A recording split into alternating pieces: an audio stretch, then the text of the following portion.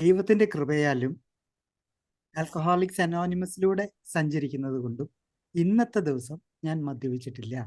എൻ്റെ പേര് Baijuraj. Hi. Hi hi Baijuraj. ബൈജുചേട്ടാ. ഹായ് ഹായ് ബൈജുചേട്ടാ. ഹായ് ബൈജുചേട്ടാ. Hi hi hi. ഹായ്. ഏതായാലും ഒരു ഞായറാഴ്ച കൂടി ജ്വാലയോടൊപ്പം കൂടാൻ പറ്റി. നമ്മൾ സുബോധ ജീവിതത്തിലെ അപായ സൂചനകൾ എന്നാണ് പൊതുവെ ഈ വിഷയത്തിന് കൊടുത്തിട്ടുള്ളൊരു തലക്കെട്ട്. അതിൻ്റെ ഉള്ളിൽ നമ്മളിപ്പം ഇതിനോടകം തന്നെ ഒരുപാട് വിഷയങ്ങൾ ഇവിടെ നമ്മൾ സംസാരിച്ചു, ചർച്ചയ്ക്കൊക്കെ വന്നു. നമ്മളിത് മാർച്ചിൽ തുടങ്ങിയതാണ്, ഈ സുബോധ ജീവിതത്തിലെ അപായ സൂചനകൾ.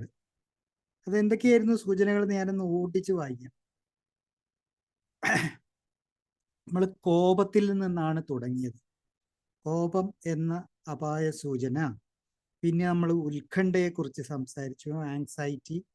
പിന്നെ നമ്മൾ വിഷാദത്തെക്കുറിച്ച്, ഡിപ്രഷനെ കുറിച്ച് സംസാരിച്ചു. പിന്നെ നിരാശ, സ്വയാനുകമ്പ, പിന്നെ അഹന്ത, അലംഭാവം, ആർത്തി, ധൂർത്ത്, പിന്നെ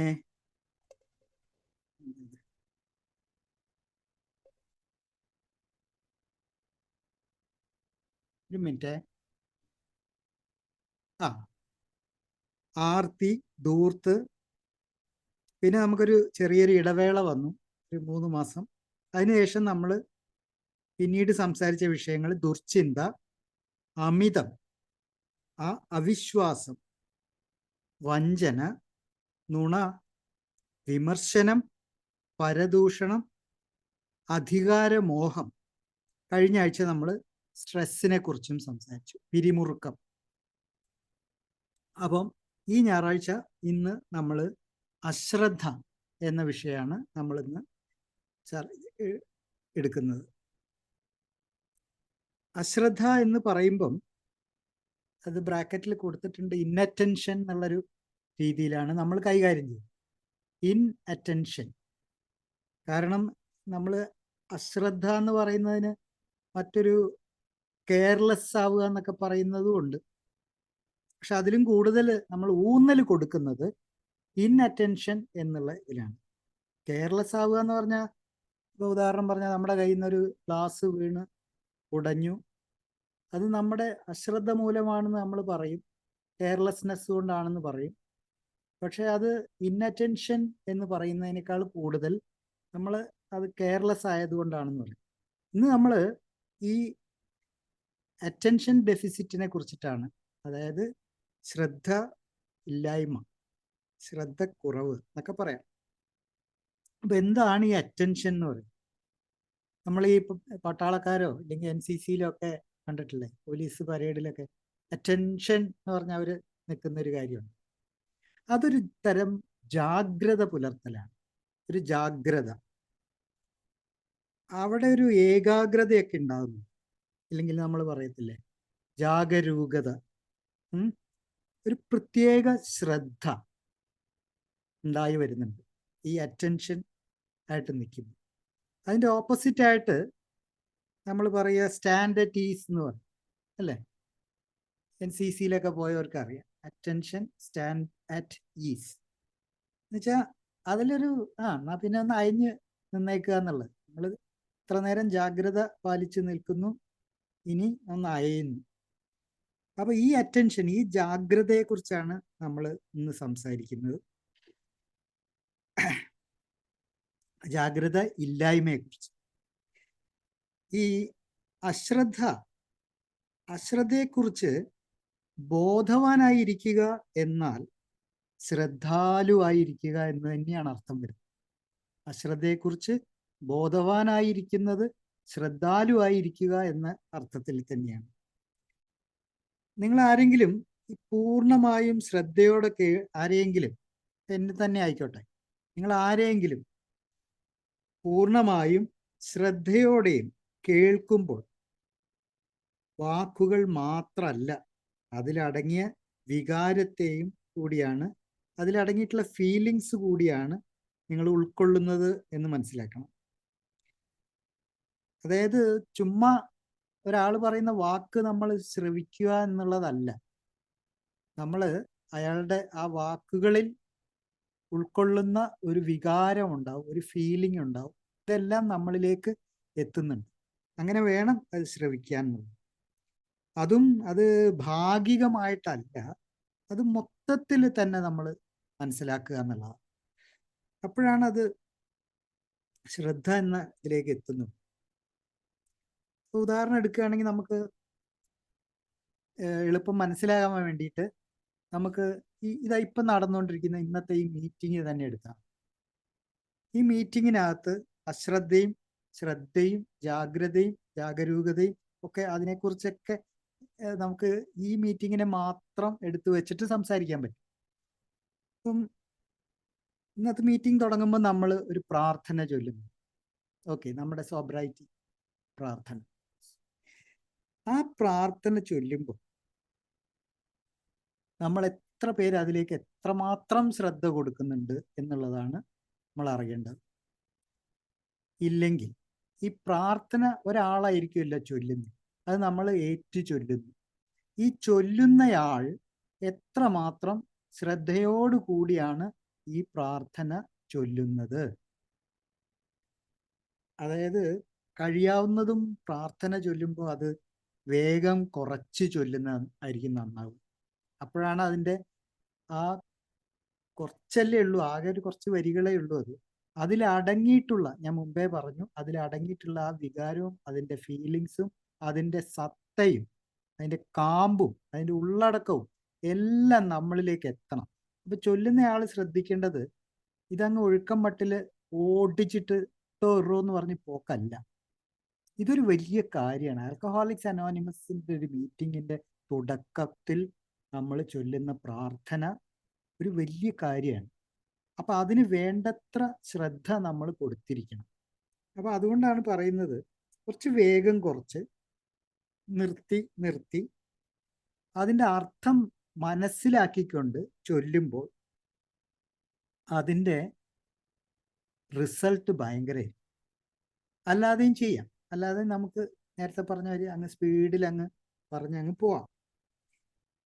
പക്ഷേ ഈ ഞാൻ ഒരാൾക്ക് ചൊല്ലിക്കൊടുക്കുന്ന പ്രാർത്ഥന എനിക്കും ഇത് കേട്ടുകൊണ്ടിരിക്കുന്നവർക്കും അല്ലെങ്കിൽ ഇത് ഏറ്റു ചൊല്ലുന്നവർക്കും ഉപകരിക്കണം എന്നുള്ള ഒരു ചിന്ത കൂടി ഈ പ്രാർത്ഥന ചൊല്ലുമ്പോൾ മനസ്സിലുള്ളത് വളരെ നന്നായിരിക്കും. ഞാൻ പറയുന്നത് ഈ നമ്മൾ ശ്രദ്ധാപൂർവമാണ് പ്രാർത്ഥന ചൊല്ലുന്നതെങ്കിൽ, ഏറ്റു ചൊല്ലുന്നതെങ്കിൽ അതുണ്ടാക്കുന്ന ഒരു റിസൾട്ട് അതിഭയങ്കരം തന്നെയായിരിക്കും. നമ്മുടെ ഉള്ളിലേക്ക് ഈ പ്രാർത്ഥനയുടെ എല്ലാം അങ്ങ് കയറി വരികയാണ്. നമ്മുടെ മുന്നിലൊരു പിക്ചർ തെളിയാണ്. അല്ലാതെ ഒരു എന്താ പറയുക, യാന്ത്രികമായിട്ട് നമ്മളത് ചൊല്ലി പോകുന്നതിൽ ഒരർത്ഥമില്ല എന്നാണ് എനിക്ക് തോന്നുന്നത്. അല്ലെങ്കിൽ ഒരു ആചാരം അല്ലെങ്കിൽ ഒരു അനുഷ്ഠാനം പോലെ അങ്ങ് പറഞ്ഞു പോകുന്നതിൽ കാര്യമില്ല. നമ്മളിത് അവിടെ നിന്ന്, ഞാനതാ പറഞ്ഞ ശ്രദ്ധയുടെ കാര്യം പറയുമ്പം നമ്മൾ നമ്മുടെ പ്രാർത്ഥനയിൽ തുടങ്ങാമെന്ന് തന്നെ വിചാരിച്ചത് അതുകൊണ്ടാണ്. ഇതുപോലെ തന്നെ ഇമ്പോർട്ടൻ്റ് ആണ്, വളരെ പ്രാധാന്യം അർഹിക്കുന്ന ഒരു കാര്യമാണ് നമ്മുടെ മുഖവുര പറയുമ്പോൾ. നമ്മൾ മുഖവുര വായിക്കുന്ന, ഏയുടെ മുഖവുര വായിക്കുന്ന സമയത്തും ഇതുപോലെ തന്നെ നമ്മൾ ചെയ്താൽ അത് വായിക്കുന്ന ആൾക്കും അത് കേൾക്കുന്നവർക്കും ഒരുപാട് ഉപകാരപ്രദമാകുന്നു. അവരിലേക്ക് എത്തണം. അതിനാണല്ലോ നമ്മൾ അത് വായിക്കുന്നത്. നമ്മളെ കേട്ടിരിക്കുന്ന ആൾക്കാരുണ്ട്, മറ്റ് മെമ്പേഴ്സ്, അംഗങ്ങളുണ്ട്. അവരുടെ ഉള്ളിലേക്ക് അത് കയറി ചെല്ലണം എന്നുള്ളൊരു ഉദ്ദേശം നമുക്കുണ്ടായിരിക്കണം. അങ്ങനെ വരുന്ന സമയത്ത് നമ്മളത് അർത്ഥവത്തായ രീതിയിൽ നമ്മളത് വായിക്കുന്നു. അത് കേട്ടിരിക്കുന്നവർക്ക് അതിൽ നിന്നും പലതും വായിച്ചെടുക്കാൻ പറ്റുന്നു. വേണമെങ്കിൽ ചോദിക്കാം, എല്ലാ മീറ്റിങ്ങിനും ഇത് തന്നെയല്ലേ നമ്മൾ ചൊല്ലുന്നത്, അപ്പൊ അത് വിരസമാവില്ലേ എന്നൊക്കെ ചോദിക്കാം. പക്ഷെ ഈ ഒരു കാര്യം ഇത് വിരസമാവില്ല എന്നുള്ളതാണ്. നമ്മൾ ഷെയറിങ്ങിന് തുടങ്ങുമ്പോൾ, ഇപ്പതാ ഞാനും തുടങ്ങിയ സമയത്ത് ഞാൻ ആദ്യം ഉച്ചരിച്ച വാക്യം ഞാൻ മദ്യാസക്തനാണ് എന്നാണ്, അല്ലേ?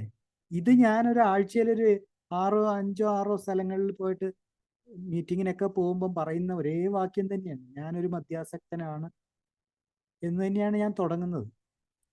അതെനിക്ക് വിരസമായി തോന്നുന്നില്ല, കാരണം അത് എന്നെ മതിച്ചിരിക്കുന്ന ഒരു യാഥാർത്ഥ്യമാണ്. ഇത് ഞാൻ അങ്ങോട്ട് എന്നും എന്നും പറഞ്ഞുകൊണ്ടിരിക്കുന്നതിൻ്റെ ഒരു കാരണം, ഞാൻ മറക്കാൻ പാടില്ല ഞാനൊരു മദ്യാസക്തനാണ് എന്ന വാസ്തവം. ഇത് മറന്നാൽ തീർന്നു, എൻ്റെ സുബോധം ഇല്ലാണ്ടാവുകയാണ്. ഞാനൊരു മദ്യാസക്തനാണെന്ന് അതുകൊണ്ടാണ് നമ്മൾ എപ്പോഴും എപ്പോഴും എല്ലാ മീറ്റിങ്ങിലും പറഞ്ഞുകൊണ്ടിരിക്കുന്നത്. അത് വിരസമാവില്ല ഒരിക്കലും, കാരണം അതാണ് വാസ്തവം. അതാണ് നമ്മൾ എപ്പോഴും ഉച്ചരിച്ചുകൊണ്ടിരിക്കുന്ന ഒരു മന്ത്രണം പോലെ നമ്മൾ പറഞ്ഞുകൊണ്ടിരിക്കേണ്ട കാര്യം. നമ്മൾ ആരാണ് എന്ന് നമ്മൾ മനസ്സിലാക്കിക്കൊണ്ടിരിക്കുന്നു. അവിടെയും അതീവമായ ശ്രദ്ധ ആവശ്യമാണ്. ഞാൻ മദ്യാസക്തൻ, ഞാനൊരു അമിത മദ്യപാന രോഗി എന്നെല്ലാം നമ്മൾ ഓരോ തവണ ഉച്ചരിക്കുമ്പോഴും നമ്മൾ അടിവരയിട്ട് ഉറപ്പിക്കുകയാണ് ഞാൻ ആരാണ് എന്നുള്ള കാര്യം. ഈ മറവി എന്ന് പറയുന്നത് എല്ലാ മദ്യാസക്തരെയും ബാധിച്ചിട്ടുള്ള ഒരു കാര്യമാണ്. ഇത് ശാസ്ത്രീയമായി തന്നെ പഠിച്ചവർ പറഞ്ഞ കാര്യമാണ്. അതായത് നമ്മുടെയൊക്കെ മദ്യപാനം കൊണ്ട്, നിരന്തരമായ തുടർച്ചയായിട്ടുള്ള മദ്യപാനം കൊണ്ട് നമ്മുടെ എല്ലാം ബ്രെയിൻ സെൽസ്, പ്രത്യേകിച്ച് അങ്ങനെ സ്പെസിഫിക് ആയിട്ട് കൃത്യമായി പറഞ്ഞാൽ നമ്മുടെ പ്രീ ഫ്രോണ്ടൽ ലോബ് എന്ന് പറയും, നമ്മുടെ എന്താ പറയുക, ചെവിക്ക് മേലെയുള്ള ചെന്നി എന്നൊക്കെ പറയുന്ന സ്ഥലം, അതിൻ്റെ ഒരു അല്പം മുകളിലായിട്ടുള്ള ഒരു സ്ഥലത്ത് ആണ് ഈ ഓർമ്മ കിടന്നിട്ട്, ബ്രെയിനിൽ ഓർമ്മയുടെ ഒരു സ്ഥാനം അവിടെയാണ്. അതിനൊക്കെ നല്ല പരിക്ക് പറ്റിയവരാണ് നമ്മൾ. അതുകൊണ്ടാണ് പല മദ്യാസക്തരും എപ്പോഴും പറയുന്നൊരു കാര്യം, ഭയങ്കര ഓർമ്മ പശുണ്ട്, മറവിയുണ്ട് എന്നൊക്കെ നമ്മൾ എപ്പോഴും ഷെയറിങ്ങിലൊക്കെ കേൾക്കുന്ന കാര്യം. അതിൽ ഒരുപാട് വാസ്തവമുണ്ട്. നമ്മുടെയൊക്കെ ഈ മെമ്മറിയൊക്കെ അടിച്ചു പോയ കൂട്ടരാണ്. അപ്പൊ അങ്ങനെ വരുമ്പം ഞാനൊരു മദ്യാസക്തനാണ് എന്നുള്ളതും മറക്കാൻ സാധ്യതയുണ്ട്, അല്ലേ? അത് മറക്കാതിരിക്കാനാണ് എപ്പോഴും എപ്പോഴും ഇത് പറഞ്ഞുകൊണ്ടിരിക്കുന്നത്. അതുപോലെ തന്നെയാണ് നമ്മൾ മറ്റ് കാര്യങ്ങളിലേക്ക് കടക്കുമ്പോഴും, മുഖവരി ആയാലും പടികളായാലും പാരമ്പര്യങ്ങളായാലും പിന്നെ എന്തൊക്കെയാ നമ്മൾ പറയുക, വാഗ്ദാനങ്ങളായാലും അല്ലെങ്കിൽ പ്രസ്താവനകളായാലും ഒക്കെ നമ്മൾ എപ്പോഴും പറഞ്ഞുകൊണ്ടിരിക്കുന്നത് അതുകൊണ്ടാണ്. ഇതൊന്നും മറക്കാൻ പാടില്ല. ഒരു ആൽക്കഹോളിക്സ് അനോണിമസിലൂടെ സഞ്ചരിച്ചു കൊണ്ടിരിക്കുന്ന ഒരു മദ്യാസക്തന് ഇത് അവൻ്റെ വേദവാക്യം പോലെ എപ്പോഴും അവൻ്റെ കൂടെ സഞ്ചരിക്കേണ്ട കാര്യം തന്നെയാണ്. അതുകൊണ്ടാണ് നമ്മൾ ഉത്തരവാദിത്ത പ്രാർത്ഥന, പ്രതിജ്ഞ, അത് നമ്മൾ എപ്പോഴും ചൊല്ലുന്നൊരു കാര്യമാണ്. ഇത് ആൽക്കഹോളിക്സ് അനോണിമസിന്റെ നിലനിൽപ്പിന്റെയും കൂടെ ഒരു കാര്യം. ഇതിന്റെ മുന്നോട്ടുള്ള പോക്കിന്റെ ഒരു അത്യാവശ്യ ഘടകമാണ്. എപ്പോഴെങ്കിലും എവിടെയെങ്കിലും ആരെങ്കിലും സഹായത്തിന് അഭ്യർത്ഥിച്ചാൽ എയുടെ സഹായ ഹസ്തങ്ങൾ എല്ലായ്പ്പോഴും അവിടെ ഉണ്ടായിരിക്കണമെന്ന് ഞാൻ ആഗ്രഹിക്കുന്നു. അത് എൻ്റെ ഉത്തരവാദിത്തമാണ്. കാരണം അത്രയും സ്പഷ്ടമായിട്ടാണ് നമ്മൾ ആ പ്രസ്താവനയിൽ പ്രഖ്യാപിച്ചിരിക്കുന്നത്. അത് എൻ്റെ ഉത്തരവാദിത്തമാണ്. ഇതിൻ്റെ ചരിത്രമുണ്ട്. 1965 ഈ നമ്മുടെ ഈ ഉത്തരവാദിത്ത പ്രസ്താവന ഇറങ്ങുന്നത്. 1965 അത് ആൽക്കഹോളിക്സ് അനോണിമസിന്റെ ഒരു അന്തർദേശീയ കൺവെൻഷൻ ടൊറോണ്ടോ, കാനഡയിലെ ടൊറോണ്ടോയിൽ വെച്ച് നടന്ന ഒരു കൺവെൻഷൻ. അവിടെ വെച്ചിട്ടാണ് നമ്മുടെ ഉത്തരവാദിത്ത പ്രസ്താവന ആദ്യമായിട്ട് പുറത്തേക്ക് വരുന്നത്. ആ കൺവെൻഷന്റെ തീം തന്നെ ഇതായിരുന്നു, റെസ്പോൺസിബിലിറ്റി, ഉത്തരവാദിത്തം എന്നുള്ളതായിരുന്നു ആ കൺവെൻഷന്റെ തീം തന്നെ. ഇനി നമ്മൾ ഈ ശ്രദ്ധ എന്ന് പറയുന്നത്, ആ വാക്ക് നമ്മൾ മൂന്നാം പാരമ്പര്യമായിട്ട് ബന്ധപ്പെട്ടിട്ട് 12x12 എന്ന് പറഞ്ഞ പുസ്തകം ഉണ്ടല്ലോ, അതിൽ ഒരു സ്ഥലത്ത് അത് പരാമർശം വരുന്നു. എന്തായിരുന്നു മൂന്നാം പാരമ്പര്യം? കുടി നിർത്തണം എന്ന ആഗ്രഹം മാത്രമാണ് എയിൽ ചേരാനുള്ള ഒരേ ഒരു യോഗ്യത എന്നുള്ള ആ മൂന്നാമത്തെ പാരമ്പര്യത്തെ അങ്ങ് വിപുലമായിട്ട് അതിനെക്കുറിച്ചിട്ട് കുറച്ചും കൂടെ ഡീറ്റെയിൽസ് ആയിട്ട് പറയുന്ന ആ പേജിലുണ്ട്. ഇതാണ് പുസ്തകത്തിൽ പറയുന്ന കാര്യം. അത് ശ്രദ്ധിച്ച് കേട്ടോ. ഞങ്ങൾ സമീപിച്ച ഒരു മദ്യപാനിയും ഞങ്ങൾക്ക് വേണ്ടത്ര ശ്രദ്ധ നൽകിയില്ല. നമ്മളൊക്കെ 12ാം പടിക്ക് പോകുമ്പോൾ നമ്മളൊക്കെ അനുഭവിച്ചിട്ടുള്ള കാര്യം. നമുക്ക് പറയുന്ന കാര്യങ്ങളോട് ആ അവസ്ഥയിൽ അവന് ശ്രദ്ധ നൽകാൻ സാധിച്ചോളണമെന്നില്ല. അതിൽ നമ്മൾ നിരാശരാവേണ്ട കാര്യവുമില്ല. അതാണ് ബില്ല് ഇവിടെ പറയുന്നത്. ഞങ്ങൾ സമീപിച്ച ഒരു മദ്യപാനിയും ഞങ്ങൾക്ക് വേണ്ടത്ര ശ്രദ്ധ നൽകിയില്ല. അടുത്ത വരികളാണ് വളരെ കാവ്യാത്മകമായിട്ട് അദ്ദേഹം എഴുതിയിട്ടുള്ളത്. ഞങ്ങളോടൊപ്പം ചേർന്നവരിൽ ഭൂരിഭാഗം പേരും, വാസ്റ്റ് മെജോറിറ്റി, കൊടുങ്കാറ്റിൽ ആടിയുലയുന്ന മെഴുതിരി നാളങ്ങളായിരുന്നു. ഇത്ര പോയറ്റിക് ആയിട്ടാണ് ആ വാക്ക്. ഞങ്ങളോടൊപ്പം ചേർന്നവരിൽ ഭൂരിഭാഗം പേരും കൊടുങ്കാറ്റിൽ ആടിയുലയുന്ന മെഴുകുതിരി നാളങ്ങളായിരുന്നു. ഇംഗ്ലീഷിൽ അത് പറയുന്നത് flickering candles in A wind Storm. നമ്മുടെ ശ്രദ്ധയും നമ്മുടെ അറ്റൻഷനും ഇതുപോലെ തന്നെയാണ്. കൊടുങ്കാറ്റിൽ ആടിയുലയുന്ന മെഴുകുതിരി നാളങ്ങളായിട്ട് തന്നെ നമ്മുടെ ശ്രദ്ധയെ നമുക്ക് ചിത്രീകരിക്കാം. എപ്പോഴും ഏത് സമയത്തും അത് പോകാൻ സാധ്യതയുണ്ട്, അണഞ്ഞു പോകാൻ സാധ്യതയുള്ള മെഴുകുതിരി നാളം പോലെ. ഈ കൊടുങ്കാറ്റിൽ ആടിയുലയുന്ന മെഴുകുതിരി നാളം, ഇതിനെ നമുക്ക് ഒന്നോടെ ഒന്ന് നമ്മളുടെ വിഷയമായിട്ട് ബന്ധപ്പെടുത്തിക്കൊണ്ട് പറയാം. ഈ കൊടുങ്കാറ്റിനെ തടഞ്ഞു നിർത്താൻ നമുക്കാവില്ല. ഓക്കെ, കൊടുങ്കാറ്റിനെ നമ്മളായിട്ട് വിചാരിച്ചാലൊന്നും അതിനെ ഒന്നും തടയാനൊന്നും സാധിക്കത്തില്ല. അത് ഇങ്ങനെ കാണാം, അത് മാറ്റുവാൻ പറ്റാത്ത കാര്യമാണ്. ഓക്കെ, മറിച്ച് ഈ മെഴുകുതിരി നാളം അണയാതെ സംരക്ഷിക്കാനാകും നമുക്ക്. അത് മാറ്റുവാൻ പറ്റുന്നൊരു കാര്യമാണ്. നമ്മൾ ആ മെഴുതിരി നാളത്തിൽ നമ്മളൊരു കൈത്താങ്ങ്, ഒരു കൈയൊന്ന് അണച്ചു പിടിച്ചു കഴിഞ്ഞാൽ അതിൻ്റെ കത്തൽ അവിടെ നടന്നുകൊണ്ടിരിക്കും, അത് അണയത്തില്ല. ഓക്കെ,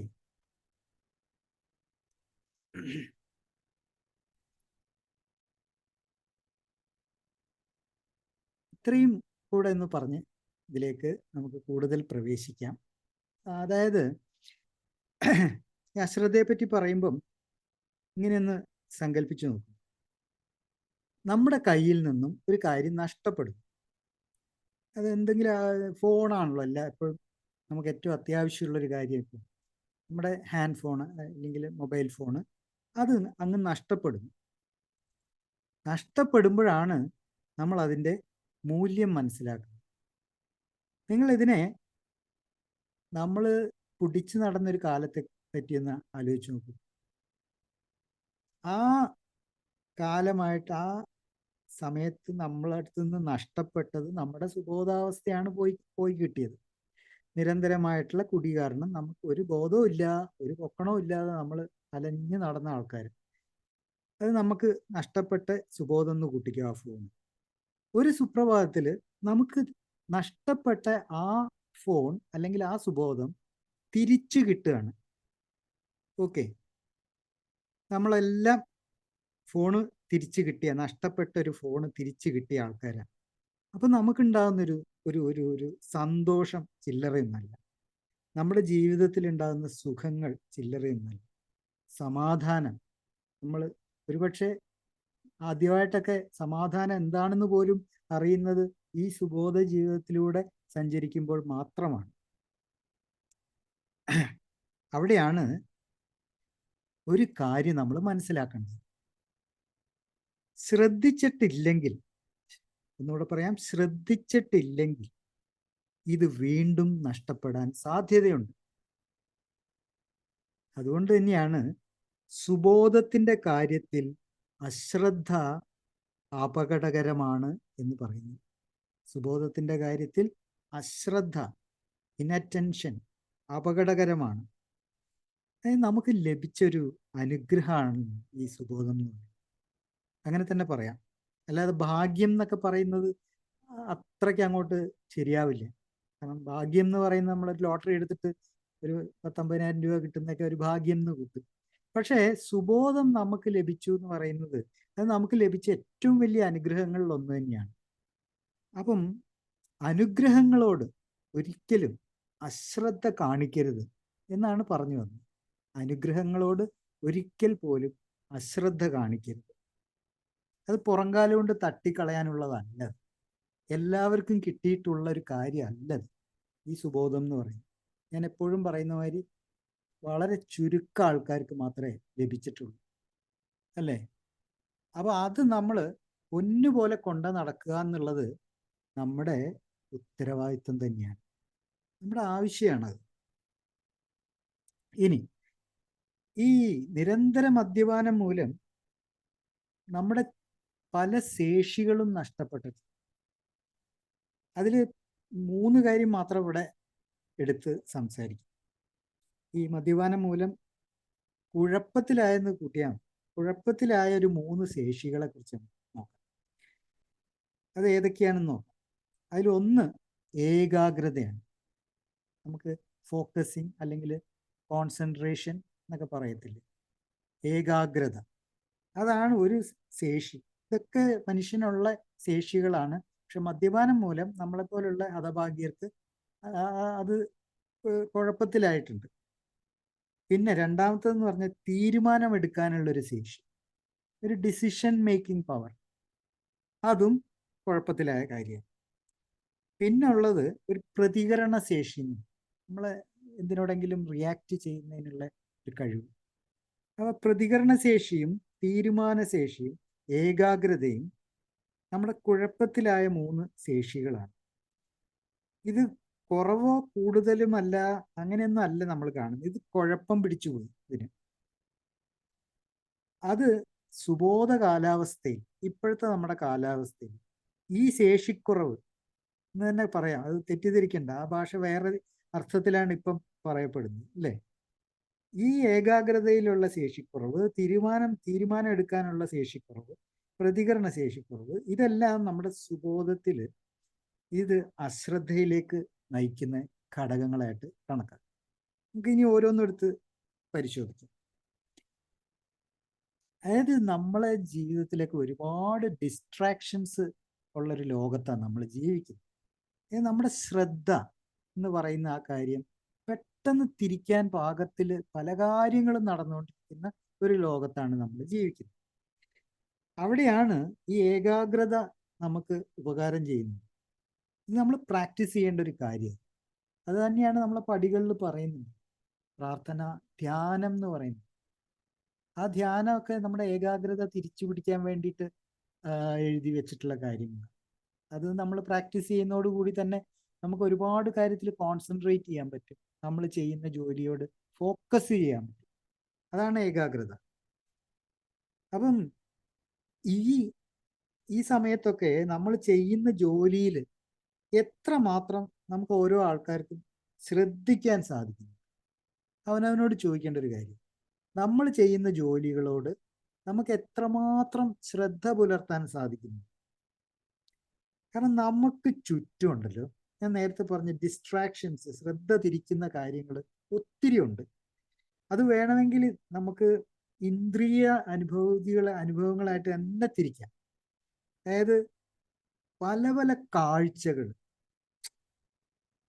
അല്ലേ? നമ്മുടെ കണ്ണിന്റെ മുന്നിൽ നടക്കുന്ന പല പല കാഴ്ചകൾ, ഇതൊക്കെ നമ്മൾ എന്തെങ്കിലും ഒരു കാര്യത്തിലേക്ക് ഏർപ്പെടുന്ന സമയത്ത് നമ്മുടെ ഏകാഗ്രതയെ ഇല്ലാതാക്കാനായിട്ട്, നമ്മുടെ ശ്രദ്ധ തിരിക്കാനായിട്ടുള്ള ഒരു കാര്യമാണ് ഈ കാഴ്ചകൾ. അതുപോലെ ശബ്ദങ്ങൾ, നമ്മൾ കേൾക്കുന്ന ഒരുപാട് ശബ്ദങ്ങൾ, പിന്നെന്താ, പിന്നെ ഈ ഗന്ധങ്ങൾ, ഇല്ലേ? പല പല മണങ്ങൾ, ഇതെല്ലാം ശ്രദ്ധ തിരിക്കുന്ന കാര്യങ്ങളാണ്. സ്പർശങ്ങൾ, ആ സ്പർശം വരെ നമ്മുടെ ശ്രദ്ധ തിരിക്കാൻ സാധ്യതയുള്ള കാര്യങ്ങൾ. രുചികൾ, ഇത് ഇന്ദ്രിയ അനുഭവങ്ങളായിട്ട് നമുക്ക് കാണാം. നമുക്ക് പഞ്ചേന്ദ്രിയം എന്നാണല്ലോ പറയുന്നത്.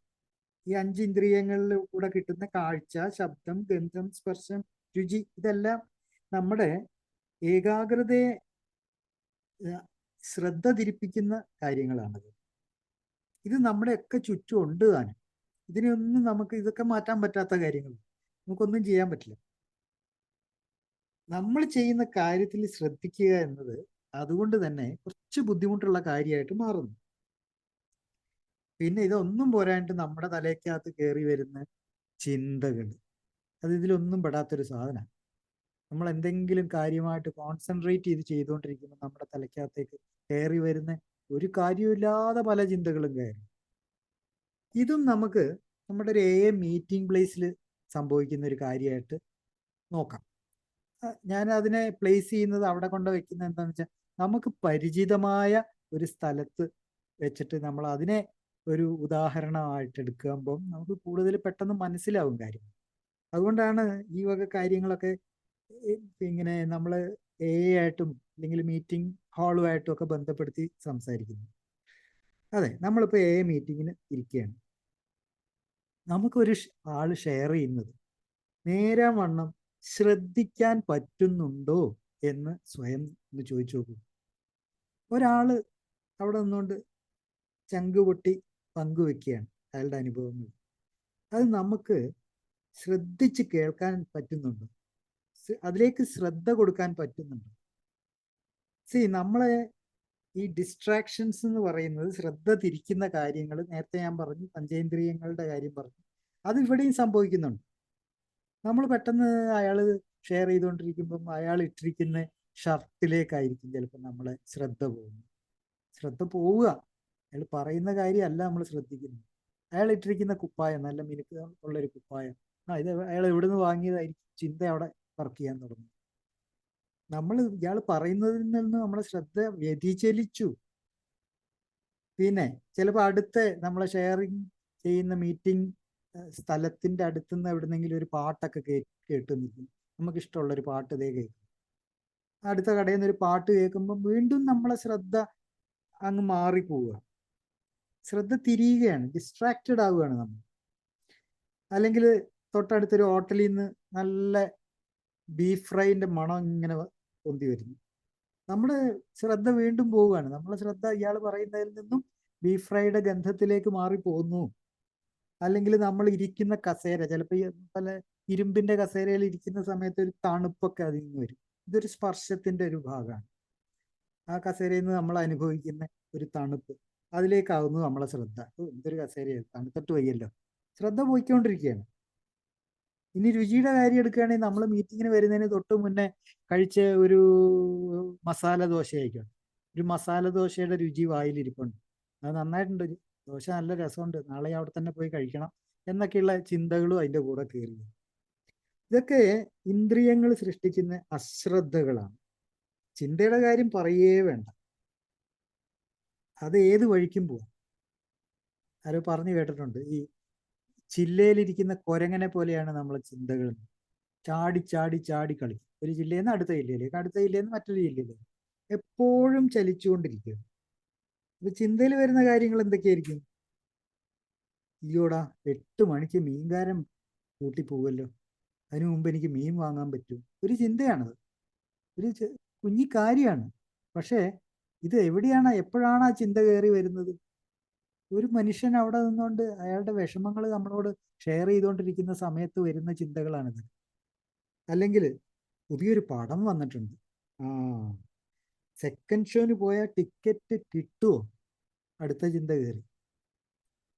അല്ലെങ്കിൽ ഇവിടെ നാളെയാണല്ലോ ലോൺ അടയ്ക്കേണ്ട അവസാനത്തെ തീയതി, ഞാൻ എന്നാ ചെയ്യാൻ പോകുന്നു, പേഴ്സിലാണെങ്കിൽ 5ന്റെ കാശില്ല, ഇത് അടുത്ത ഇങ്ങനെ ചിന്തകൾ ഇങ്ങനെ വന്നിട്ട് നമ്മളെ ബോംബ് ചെയ്തുകൊണ്ടിരിക്കുന്ന പോലെ. അച്ഛൻ്റെ ഗുളിക തീർന്നു, അത് അടുത്ത ചിന്ത. വേണമെങ്കിൽ ഇതും വരും, അയ്യോ കോണ്ടം വാങ്ങിയോ. അതൊക്കെ നമ്മളെ മീറ്റിംഗ് ഹാളിൽ ഇരിക്കുമ്പം വരുന്ന ചിന്തകളൊക്കെയാണ്. പക്ഷെ ഇതുകൊണ്ട് പറ്റിപ്പോകുന്നത് അശ്രദ്ധയാണ് അവിടെ സംഭവിക്കുന്നത്. എന്തിനോട്?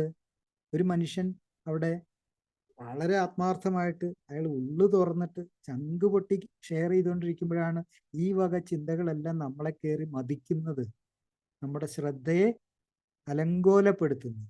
അതാണ് അശ്രദ്ധ എന്ന് പറയുന്ന ഒരു കാര്യം. അശ്രദ്ധ ഒപ്പിക്കുന്ന ഓരോ പരിപാടികളാണ്. ഇതൊന്നും അല്ലെങ്കിൽ വേറെയും ചിന്തകൾ, ഞാനൊക്കെ ആദ്യകാലത്ത് എനിക്ക് ഷെയറിങ്ങിന് മീറ്റിംഗ് പ്ലേസിൽ പോയിരിക്കുമ്പോൾ ഉണ്ടായി വരുന്ന ചിന്തകൾ ഏറ്റവും പ്രധാനപ്പെട്ടത് ഇതായിരുന്നു, ഇന്ന് ഞാൻ എന്താണ് ഷെയർ ചെയ്യേണ്ടത്. ഇത് പലർക്കും ഉണ്ടാകുന്നൊരു ചിന്തയാണ്.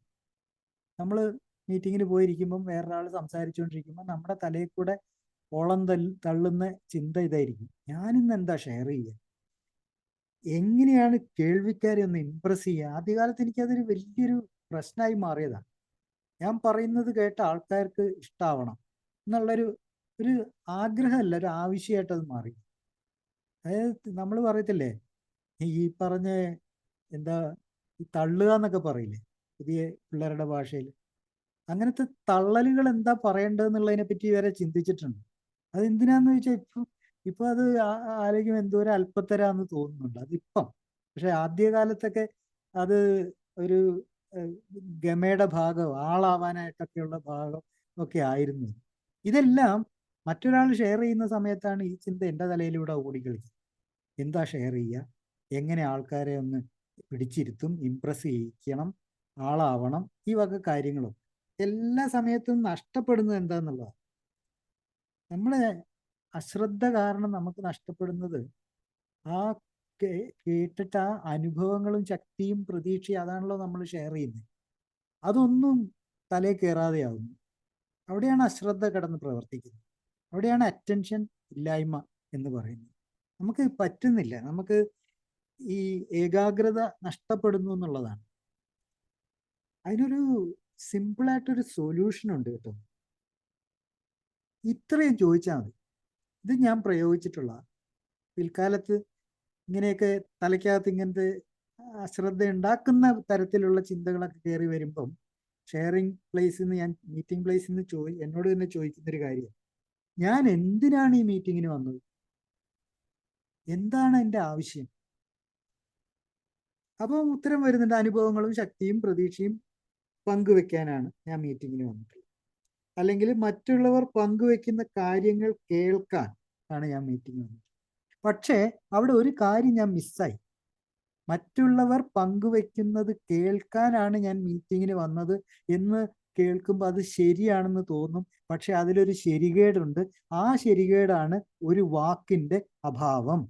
ആ വാക്കാണ് ശ്രദ്ധ എന്നുള്ളത്. മറ്റുള്ളവർ പങ്കുവെക്കുന്ന കാര്യങ്ങൾ ശ്രദ്ധിച്ച് കേൾക്കാനാണ് ഞാൻ ആ മീറ്റിങ്ങിൽ വന്നത്. അതാ വ്യത്യാസം. കേൾക്കുകയും ശ്രദ്ധിച്ച് കേൾക്കുകയും ചെയ്യുന്നത് തമ്മിലുള്ള വ്യത്യാസം. നമ്മളെപ്പോഴും പറയും, സുബോധം നിലനിർത്തുക മാത്രം ചെയ്താൽ പോരാ, ലഭിച്ച സുബോധം നമ്മൾ പകർന്നു നൽകുക കൂടി വേണം എന്ന് പറയും. നമ്മളതാണല്ലോ നമ്മുടെ പ്രാഥമിക ലക്ഷ്യം ആയിട്ട് കണക്കാക്കുന്നത്.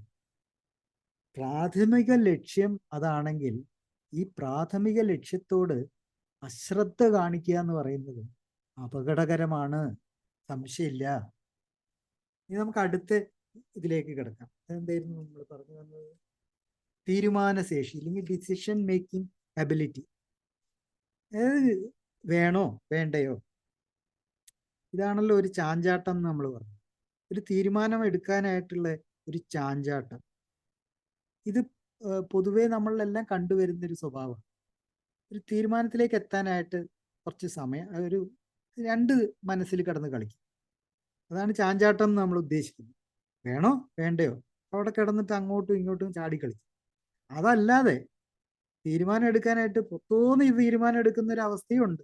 അതിന് നമ്മൾ എടുത്തുചാട്ടം എന്ന് വേണമെങ്കിൽ വിളിക്കും. എടുത്തു ചാടി ഒരു തീരുമാനം അങ്ങ് എടുത്തേ. ഇത് രണ്ടും കുഴപ്പം പിടിച്ച കേസുകളാണ്.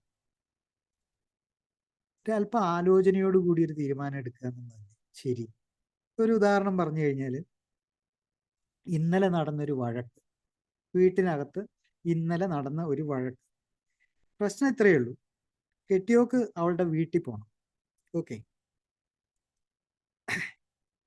അപ്പം നമ്മളൊന്ന് ആലോചിച്ചാൽ മതി, എന്തായിരുന്നു ആ വഴക്കിന്റെ കാരണം? കെട്ടിയോക്ക് വീട്ടിൽ പോകണമെന്ന് പറഞ്ഞു, അത് ഒന്നും രണ്ടും പറഞ്ഞു മുട്ടൻ വഴക്കായി മാറി, അടിപിടി ലഹളയായി. എന്തായിരുന്നു അതിൻ്റെയൊക്കെ കാരണം? അല്ലെങ്കിൽ ഇങ്ങനെയും ചോദിക്കാം, എൻ്റെ ഭാഗത്തെ തെറ്റെന്താണ്? എന്നിട്ട് നമ്മൾ വളരെ ശ്രദ്ധിച്ച് ഒന്ന് ആലോചിച്ചാൽ മതി. അപ്പോൾ നമുക്ക് തലയിലേക്ക് ഈ സൽബുദ്ധി കയറി വരും. അതാണ് ആലോചനയിലൂടെ നമ്മുടെ ഈ ചാഞ്ചാട്ടവും അല്ലെങ്കിൽ എടുത്തുചാട്ടവും ഒക്കെ മാറിക്കിട്ടുന്നുള്ളത്. നമുക്ക് ആലോചിക്കുമ്പോൾ മനസ്സിലാവും, അവക്കും ഇല്ലേ കുടുംബമൊക്കെ, എനിക്ക് മാത്രമാണോ കുടുംബം? അവക്കും ഉണ്ട് കുടുംബം, അവക്കും ഉണ്ട് അപ്പൻ, അവക്കും ഉണ്ട് അമ്മ, അവക്കും ഉണ്ട് സഹോദരങ്ങളും. അവരെ കാണാൻ അവക്കും ഒരു ആഗ്രഹമൊക്കെ ഇല്ലേ? കുടിച്ച് നടന്ന സമയത്ത് നമ്മൾ ഇതിനൊന്നും കൊണ്ടുപോകാനോ പിടിക്കാനോ ആ ഭാഗത്തേക്ക് പോകാൻ പറ്റുന്നുണ്ടാവും. അപ്പൊ ഇപ്പോഴെങ്കിലും ഒന്ന് കൊണ്ടുപോയിക്കൂടെ? അത് ആലോചിച്ച് ശ്രദ്ധയോടെ ആലോചിക്കുമ്പം നമ്മുടെ തലയിൽ ഉരുത്തിരിഞ്ഞു വരുന്ന ഒരു ചിന്തയാണ് നല്ലൊരു ചിന്തയാണത്. അല്ലാതെ നമ്മൾ ചാടി കയറിയിട്ട് ഉണ്ടാക്കുന്ന ചിന്തയല്ല. അപ്പൊ വീണ്ടും നമുക്ക് സ്വയം ചോദിച്ചുകൊണ്ടിരിക്കുക, അവൾക്ക്, അതായത് കെട്ടിയോക്ക്, ഞാൻ വേണ്ടത്ര ശ്രദ്ധ കൊടുക്കുന്നുണ്ടോ? ഒരു വലിയ ഇമ്പോർട്ടൻ്റ് ആയിട്ടുള്ള ഒരു ചോദ്യമാണ്. സുബോധ ജീവിതത്തിൽ നമുക്ക് പലപ്പോഴും നമ്മളിതൊന്നും ചോദിക്കാറൊന്നുമില്ല, നമുക്ക് ഇതിനൊന്നും സമയവും കിട്ടാറില്ല. നമ്മളിങ്ങനെ ഇന്ന് ഞാൻ കുടിക്കുന്നില്ല, കുടിച്ചിട്ടില്ല എന്നൊക്കെ പറഞ്ഞ് നടക്കുന്നതെന്നല്ലാതെ ആ അകങ്ങളിലേക്ക് കയറി നോക്കുന്നില്ല. അതാണ് ഇത്തരത്തിലുള്ള വിഷയാധിഷ്ഠിത മീറ്റിങ്ങിലൊക്കെ സംഭവിക്കുന്നത്. ഈ അകത്തളങ്ങളിലേക്ക് നമ്മുടെ തന്നെ ഉള്ളുകള്ളി എന്നൊക്കെ പറയത്തില്ലേ, നമ്മുടെ തന്നെ ഉള്ളുകളിലേക്ക് കയറിയിട്ട് ഒരു എത്തിനോട്ടം നടത്താനായിട്ട് ഒരു സാഹചര്യം ഒരുക്കുക എന്നുള്ളത് തന്നെയാണ് ഇത്തരത്തിലുള്ള ഈ സംസാരം കൊണ്ട് ഉദ്ദേശിക്കുന്നത്. അപ്പോൾ അവൾക്ക് ഞാൻ വേണ്ടത്ര ശ്രദ്ധ കൊടുക്കുന്നുണ്ടോ എന്ന് സ്വയം ചോദിക്കുന്ന സമയത്ത് നമുക്ക് മനസ്സിലാവും ഇല്ല എന്നുള്ളതാണ് മിക്കപ്പോഴും വരിക. ഞാനിപ്പോ ചോദിച്ചു കഴിഞ്ഞാലും എനിക്ക് ഇപ്പോഴും ധൈര്യപൂർവ്വം നന്നായിട്ട് ഞാൻ ശ്രദ്ധിക്കുന്നുണ്ട് എന്നൊന്നും അവകാശപ്പെടാനായിട്ട് പറ്റുന്നില്ല. കാരണം ഇനിയും ശരിയാവാനുണ്ട്, ഒത്തിരി കാര്യങ്ങളിൽ ഇനിയും നന്നാവാനുണ്ട്, ശരിയാവാനുണ്ട്. ഈ കുടുംബജീവിതത്തിനകത്തുണ്ടാകുന്ന സംഘർഷങ്ങളിൽ നിന്നും വിട്ടുമാറാനായിട്ട് ശ്രമിക്കുന്നുണ്ട് എന്നല്ലാതെ അതൊന്നും പൂർണ്ണമായിട്ടും വിജയിച്ചിട്ടൊന്നുമില്ല ആ ശ്രമങ്ങളിൽ. വല്ലപ്പോഴൊക്കെ ഇടയ്ക്കിടയ്ക്കൊക്കെ ഈ വഴക്കും വക്കാണോ ഒക്കെ ഉണ്ടാവും. പിന്നെ നമ്മൾ പറയും ഇച്ചിരി വഴക്കും വക്കാണോ ഒന്നും ഇല്ലെങ്കിൽ പിന്നെ എന്തോന്ന് ജീവിതം എന്നൊക്കെ നമുക്ക് ചോദിക്കാം. അതൊക്കെ ഒരു ജസ്റ്റിഫിക്കേഷൻസ്, ന്യായീകരണം മാത്രമാണ്. അതൊന്നുമില്ലാതെ വളരെ ഭംഗിയായിട്ട് ജീവിക്കുന്ന ഏകാരെ തന്നെ എത്രയോ പേരെ എനിക്കറിയാം. നമ്മുടെ പഴയ ഏകാരുടെയൊക്കെ ജീവിതം കാണുമ്പോൾ അതിശയിച്ചു പോകുന്ന തരത്തിലൊക്കെ കുടുംബം കൊണ്ട് നടക്കുന്നതാണ്. അത് കാണുമ്പോൾ കൊതിയുണ്ട്, അതേ സമയത്ത് ഇച്ചിരി അസൂയൊക്കെ തോന്നാറുണ്ട് കേട്ടോ. എന്നാലും അതിനുവേണ്ടി ശ്രമിക്കുന്നുണ്ട് എന്നുള്ളത് അതൊരു പോസിറ്റീവായിട്ടുള്ള ഒരു സൈനായിട്ട് കൂട്ടുമ്പോൾ അത്ര വലിയ കുഴപ്പമായിട്ട് തോന്നുന്നില്ല. അടുത്ത ചോദ്യം ഇത് തന്നെയാണ്, അവൾ സന്തോഷവതിയാണോ? ഞാനിവിടെ മീറ്റിങ്ങിനൊക്കെ വരുന്നുണ്ട്, ഞാനിവിടെ വന്നിട്ട് സുഖാണ്, സന്തോഷാണ് എന്നും പറയുന്നുണ്ട്. അവൾ സന്തോഷവതിയാണോ? അത് ഞാൻ ഇന്നേ വരെ ചിന്തിക്കാത്തൊരു കാര്യം. ഇതൊക്കെയാണ് നമ്മൾ അകക്കള്ളികൾ എന്ന് പറയുന്നത്. മുന്നോട്ട് നോക്കുന്ന സമയത്ത് ചോദിക്കേണ്ട, നമ്മളോട് തന്നെ ചോദിക്കേണ്ട ചില ചോദ്യങ്ങൾ. ഇതുകൊണ്ട് ഒരു ചമ്മലും ഉണ്ടാവേണ്ട കാര്യമില്ല. ഇതൊരു 99% ഏക്കാരിലൊക്കെ ഉള്ള കാര്യങ്ങൾ തന്നെ. അതുകൊണ്ടാണ് നമ്മളെ ബിഗ് ബുക്കിൽ പറയുന്ന പോലെ നമ്മളാരും പുണ്യാളന്മാരൊന്നും അല്ല എന്നുള്ളൊരു നമുക്കൊരു ഇത് ഇട്ട് തരുന്നുണ്ട്. എന്താ പറയുക, ജാമ്യം. എൻ്റെ സുബോധം അവൾക്ക് എത്രമാത്രം ഗുണപരമാണ്? അടുത്ത ചോദ്യം, എൻ്റെ സുബോധം അവൾക്ക് എത്രമാത്രം ഗുണപരമാണ്? അവൾ സംതൃപ്തയാണോ? എല്ലാ ഫീൽഡുകളിലും സംതൃപ്തി അവൾക്കുണ്ടോ? ഇങ്ങനെയൊക്കെ നമ്മൾ ചോദിച്ചു തുടങ്ങുമ്പോൾ മാത്രമേ നമ്മുടെ സ്വഭാവത്തിൽ മാറ്റങ്ങൾ വരുത്തേണ്ടതുണ്ട് എന്ന കാര്യം നമുക്ക് ബോധ്യപ്പെടുള്ളൂ.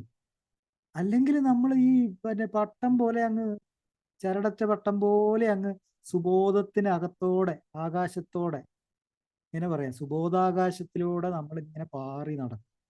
അർത്ഥവത്തായിട്ട് വല്ലതും ചെയ്യുന്നുണ്ടോ എന്ന് ചോദിച്ചു കഴിഞ്ഞാൽ ഇല്ല. ഇങ്ങനെയൊക്കെ വരുന്ന ചോദ്യങ്ങൾ സ്വയം ചോദിച്ചുകൊണ്ടിരിക്കുമ്പോഴാണ് ഈ ജീവിതത്തിനൊക്കെ ഒരു അർത്ഥമൊക്കെ വരും.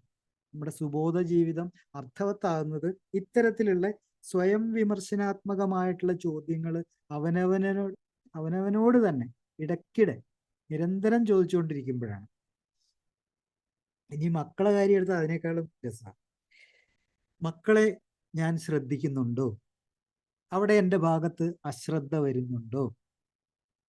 ശരിയാ, ഞാൻ അവർക്ക് എന്തോന്ന് ഫീസ് അടയ്ക്കുന്നുണ്ട്, മാസം കറക്റ്റിന് ഫീസ് കൊടുക്കുന്നുണ്ട്. പിന്നെന്താ, യൂണിഫോമിനൊക്കെയുള്ള കാര്യങ്ങളൊക്കെ നോക്കുന്നുണ്ട്, ടെക്സ്റ്റ് ബുക്ക് വാങ്ങിക്കൊടുക്കുന്നു, നോട്ട് ബുക്ക് വാങ്ങിക്കൊടുക്കുന്നു, അവരെ ട്യൂഷന് അയക്കുന്നുണ്ട്, എല്ലാം ഓക്കെ. പക്ഷേ അവരുടെ വൈകാരികമായ കാര്യങ്ങളിൽ ഞാൻ എത്രമാത്രം ശ്രദ്ധിക്കുന്നുണ്ട്? ഇതാണ് ചോദ്യം. അപ്പോഴാണ് നമ്മൾ ആലോചിക്കുന്നത്, പിള്ളേർക്ക് ഇങ്ങനെ വൈകാരികമായ എന്ത് കാര്യം നടക്കുന്നു?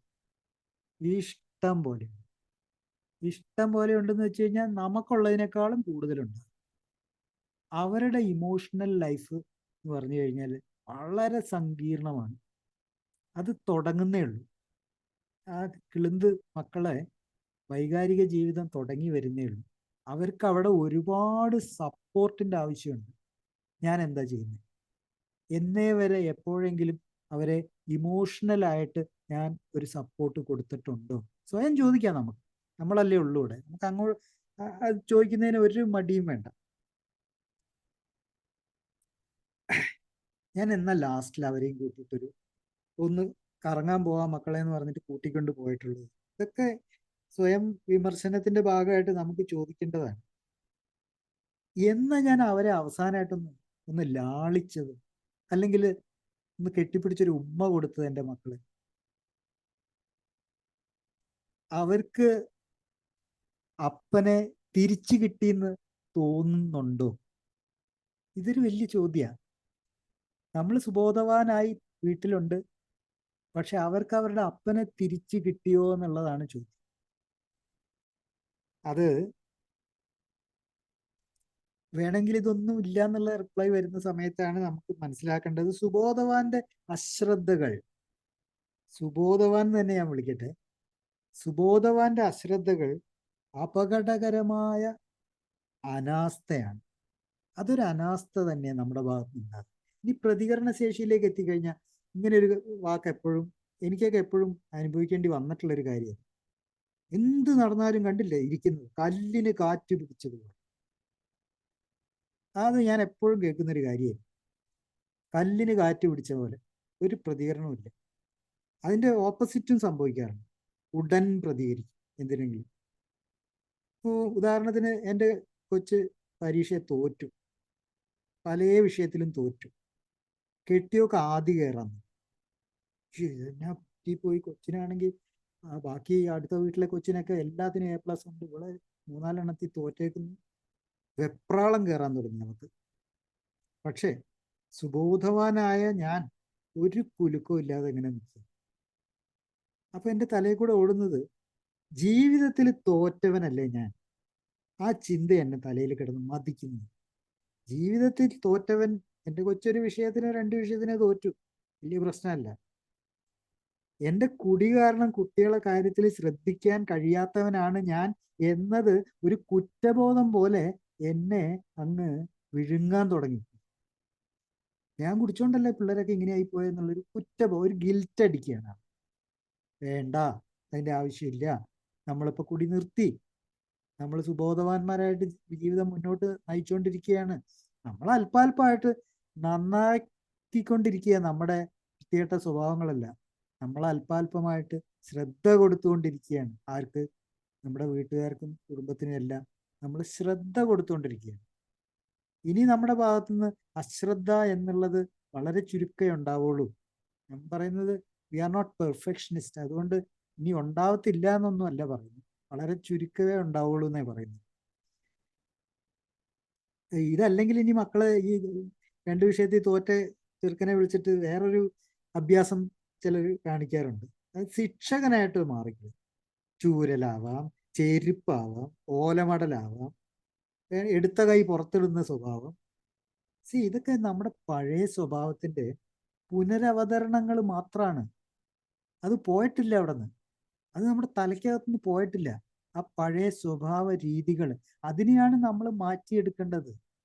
അവിടെയാണ് നമ്മൾ ശ്രദ്ധ കേന്ദ്രീകരിക്കേണ്ടത്. ഈ വൃത്തികെട്ട സ്വഭാവങ്ങൾ മാറ്റിയെടുക്കാൻ. ഈ പറഞ്ഞ പോലെ പിള്ളേർക്ക് മാർക്ക് കുറഞ്ഞു എന്ന് പറഞ്ഞിട്ട് എടുത്തിട്ട് പെടയ്ക്കുന്ന ഒരു സ്വഭാവം, ഈ കൈവിട്ടു പോകുന്ന കോപമൊക്കെ അപ്പൊ ചിലപ്പോൾ പൊന്തി വരും. നമ്മള് ശാന്തനായി പ്രതികരിക്കുന്നു എന്ന് പറയാം. ഒന്ന് വിളിച്ച് ചെറുക്കനെ ഒന്ന് വിളിച്ചിട്ട് ഓട്ടടാ, സാരമില്ല, നമുക്ക് അടുത്ത പരീക്ഷയിൽ ഫുൾ A+ വാങ്ങും, ഇങ്ങനെ പറയാൻ പറ്റുന്നുണ്ട്. ഇതാണ് ശ്രദ്ധ.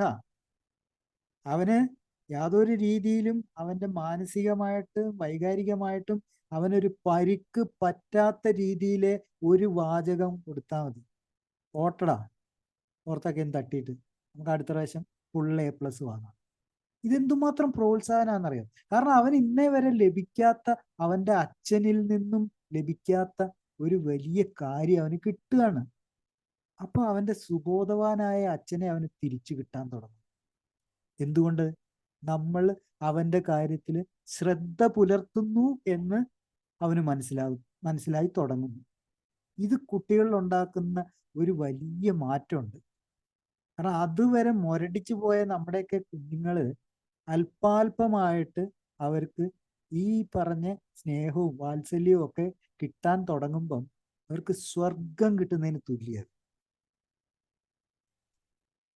അതുകൊണ്ട് അവനവൻ എങ്ങനെ പ്രതികരിക്കുന്നു എന്നതിൽ നമ്മൾ ശ്രദ്ധ ചെലുത്തണം. ഈ അശ്രദ്ധയോടെ സ്വന്തം ചെയ്തികൾ നോക്കിക്കാണുന്നത് അപകടകരമായ ഒരു അലംഭാവം തന്നെയാണ്. അതും ശ്രദ്ധിക്കുക. ഈ നമ്മൾ തന്നെ ചെയ്തികളെ അശ്രദ്ധയോടെ നോക്കിക്കാണുന്ന പരിപാടി. പിന്നെ വരുന്നത് മറ്റൊരു കാര്യം നമുക്കിവിടെ എടുത്തിടാവുന്നൊരു കാര്യമുണ്ട്. അത് മറ്റൊന്നുമല്ല, ഈ അടുത്ത കാലത്തായിട്ട് വരുന്ന ഒരു അറ്റൻഷൻ സ്പാൻ എന്ന് പറഞ്ഞൊരു വാക്ക് ഞങ്ങളൊക്കെ കേൾക്കാൻ തുടങ്ങിയിട്ടുണ്ട്. അതായത് ശ്രദ്ധയുടെ ഒരു ദൈർഘ്യം. ഇതൊരു അറിവുമാതിരി കൂട്ടിയാണ്. മനുഷ്യൻ എത്ര നേരം അവന് ശ്രദ്ധിച്ചിരിക്കാൻ പറ്റും? അത് 2000-ൽ അതിന്റെ കണക്ക് വെറും 12 സെക്കൻഡ്. എനിക്കത് കേട്ടപ്പോൾ തോന്നി ഇത് ചുമ്മാ പറയുന്നതായിരിക്കും. ഞാൻ 2-3 സ്ഥലങ്ങളിലൊക്കെ അന്വേഷിച്ചു അതിനെപ്പറ്റി. അപ്പോൾ അവരേറ്റവും പുതിയ റിപ്പോർട്ട് അനുസരിച്ച് 2025 മനുഷ്യന്റെ ശ്രദ്ധാദൈർഘ്യം അല്ലെങ്കിൽ അറ്റൻഷൻ സ്പാൻ 8.25 സെക്കൻഡ് മാത്രമേ ഉള്ളൂ. അപ്പോൾ ഒന്നൊരു ആശ്വാസത്തിന് വക നൽകുന്നുണ്ട്. പുതിയ കാലഘട്ടത്തിൽ നമുക്ക് ആവശ്യം എന്ന് തോന്നുന്നത് മാത്രം തിരഞ്ഞെടുക്കാനായിട്ടുള്ള ഒരു അവസരമുണ്ട്. നമുക്ക് ആവശ്യം എന്ന് തോന്നുന്നു, അതിനുള്ള ഒരു പ്രത്യേക കഴിവും നമ്മൾ ആർജിച്ചുകൊണ്ടിരിക്കുന്നുണ്ട്. നമുക്ക് വേണ്ടത് എന്താ, അത് മാത്രം തിരഞ്ഞെടുക്കുക. കാരണം എന്താണെന്ന് വെച്ചാൽ പുത്തൻ എന്താ പറയുന്നതിന് വിവര സാങ്കേതിക വിദ്യയുണ്ട്, അല്ലെങ്കിൽ നവമാധ്യമങ്ങൾ എന്നാണല്ലോ നമ്മൾ വിളിക്കുന്നതിന്. അതിൻ്റെ ഒരു ആധിക്യം നമ്മൾ അനുഭവിച്ചുകൊണ്ടിരിക്കുക. പുതിയ ലോകക്രമത്തിൻ്റെ ഏറ്റവും പ്രധാനപ്പെട്ട ഒരു ഇഷ്യൂ അതാണ്, നവമാധ്യമങ്ങളുടെ ആധിക്യം. ഇതെല്ലാം നമ്മുടെ അശ്രദ്ധ വർദ്ധിക്കുന്നതിന് കാരണമാകുന്നുണ്ട്. അല്ലാതെ നമ്മൾ കുടിച്ചു നടന്നവരായോണ്ടല്ല. നമ്മളെ പുതിയ ലോകക്രമം ഇങ്ങനെയൊക്കെ തന്നെയാണ്. നമ്മളെ എങ്ങനെയൊക്കെ അശ്രദ്ധവാന്മാരാക്കാൻ പറ്റുന്നുണ്ടോ അതെല്ലാം ലോകക്രമത്തിലുണ്ട്. നമ്മൾ ഇത് തന്നെ നോക്കിയാൽ മതി. എത്ര സമയമാണ് നമ്മൾ ഫോണെടുത്ത് ഈ റീൽസും കണ്ടിരിക്കുന്നത്? നമ്മുടെ വിലപ്പെട്ട സമയമാണ് പൊയ്ക്കൊണ്ടിരിക്കുന്നത്. ശരിയാണ്, ഒരു 1, 2, 3 എണ്ണമൊക്കെ കണ്ടിട്ട് അങ്ങ് പൂട്ടി വെക്കാവുന്നേ ഉള്ളൂ. പക്ഷെ സാധിക്കുന്നില്ല. നമ്മൾ വിചാരിക്കും നമ്മുടെ അഡിക്റ്റീവ് പേഴ്സണാലിറ്റീസ് ആണല്ലോ നമ്മളൊക്കെ, നമ്മൾ ആസക്തരാണല്ലോ. അതുകൊണ്ടായിരിക്കും ഇങ്ങനെ ഒന്ന് കഴിഞ്ഞാൽ ഒന്ന് അങ്ങനെ മണിക്കൂർ കണക്കിന് റീൽസും കണ്ടിരിക്കുന്നത്. നമ്മളെ കുഴപ്പം മാത്രമല്ലത്, അല്ലാത്തവന്മാരും എല്ലാം ഇത് തന്നെയാണ് ചെയ്തുകൊണ്ടിരിക്കുന്നത്. ഇതിനകത്ത് ഇപ്പോൾ കള്ളുടിയും മാത്രമൊന്നും അല്ല ഈ പ്രശ്നം ഉള്ളത്, എല്ലാവർക്കും ഉണ്ട് ഈ പ്രശ്നം.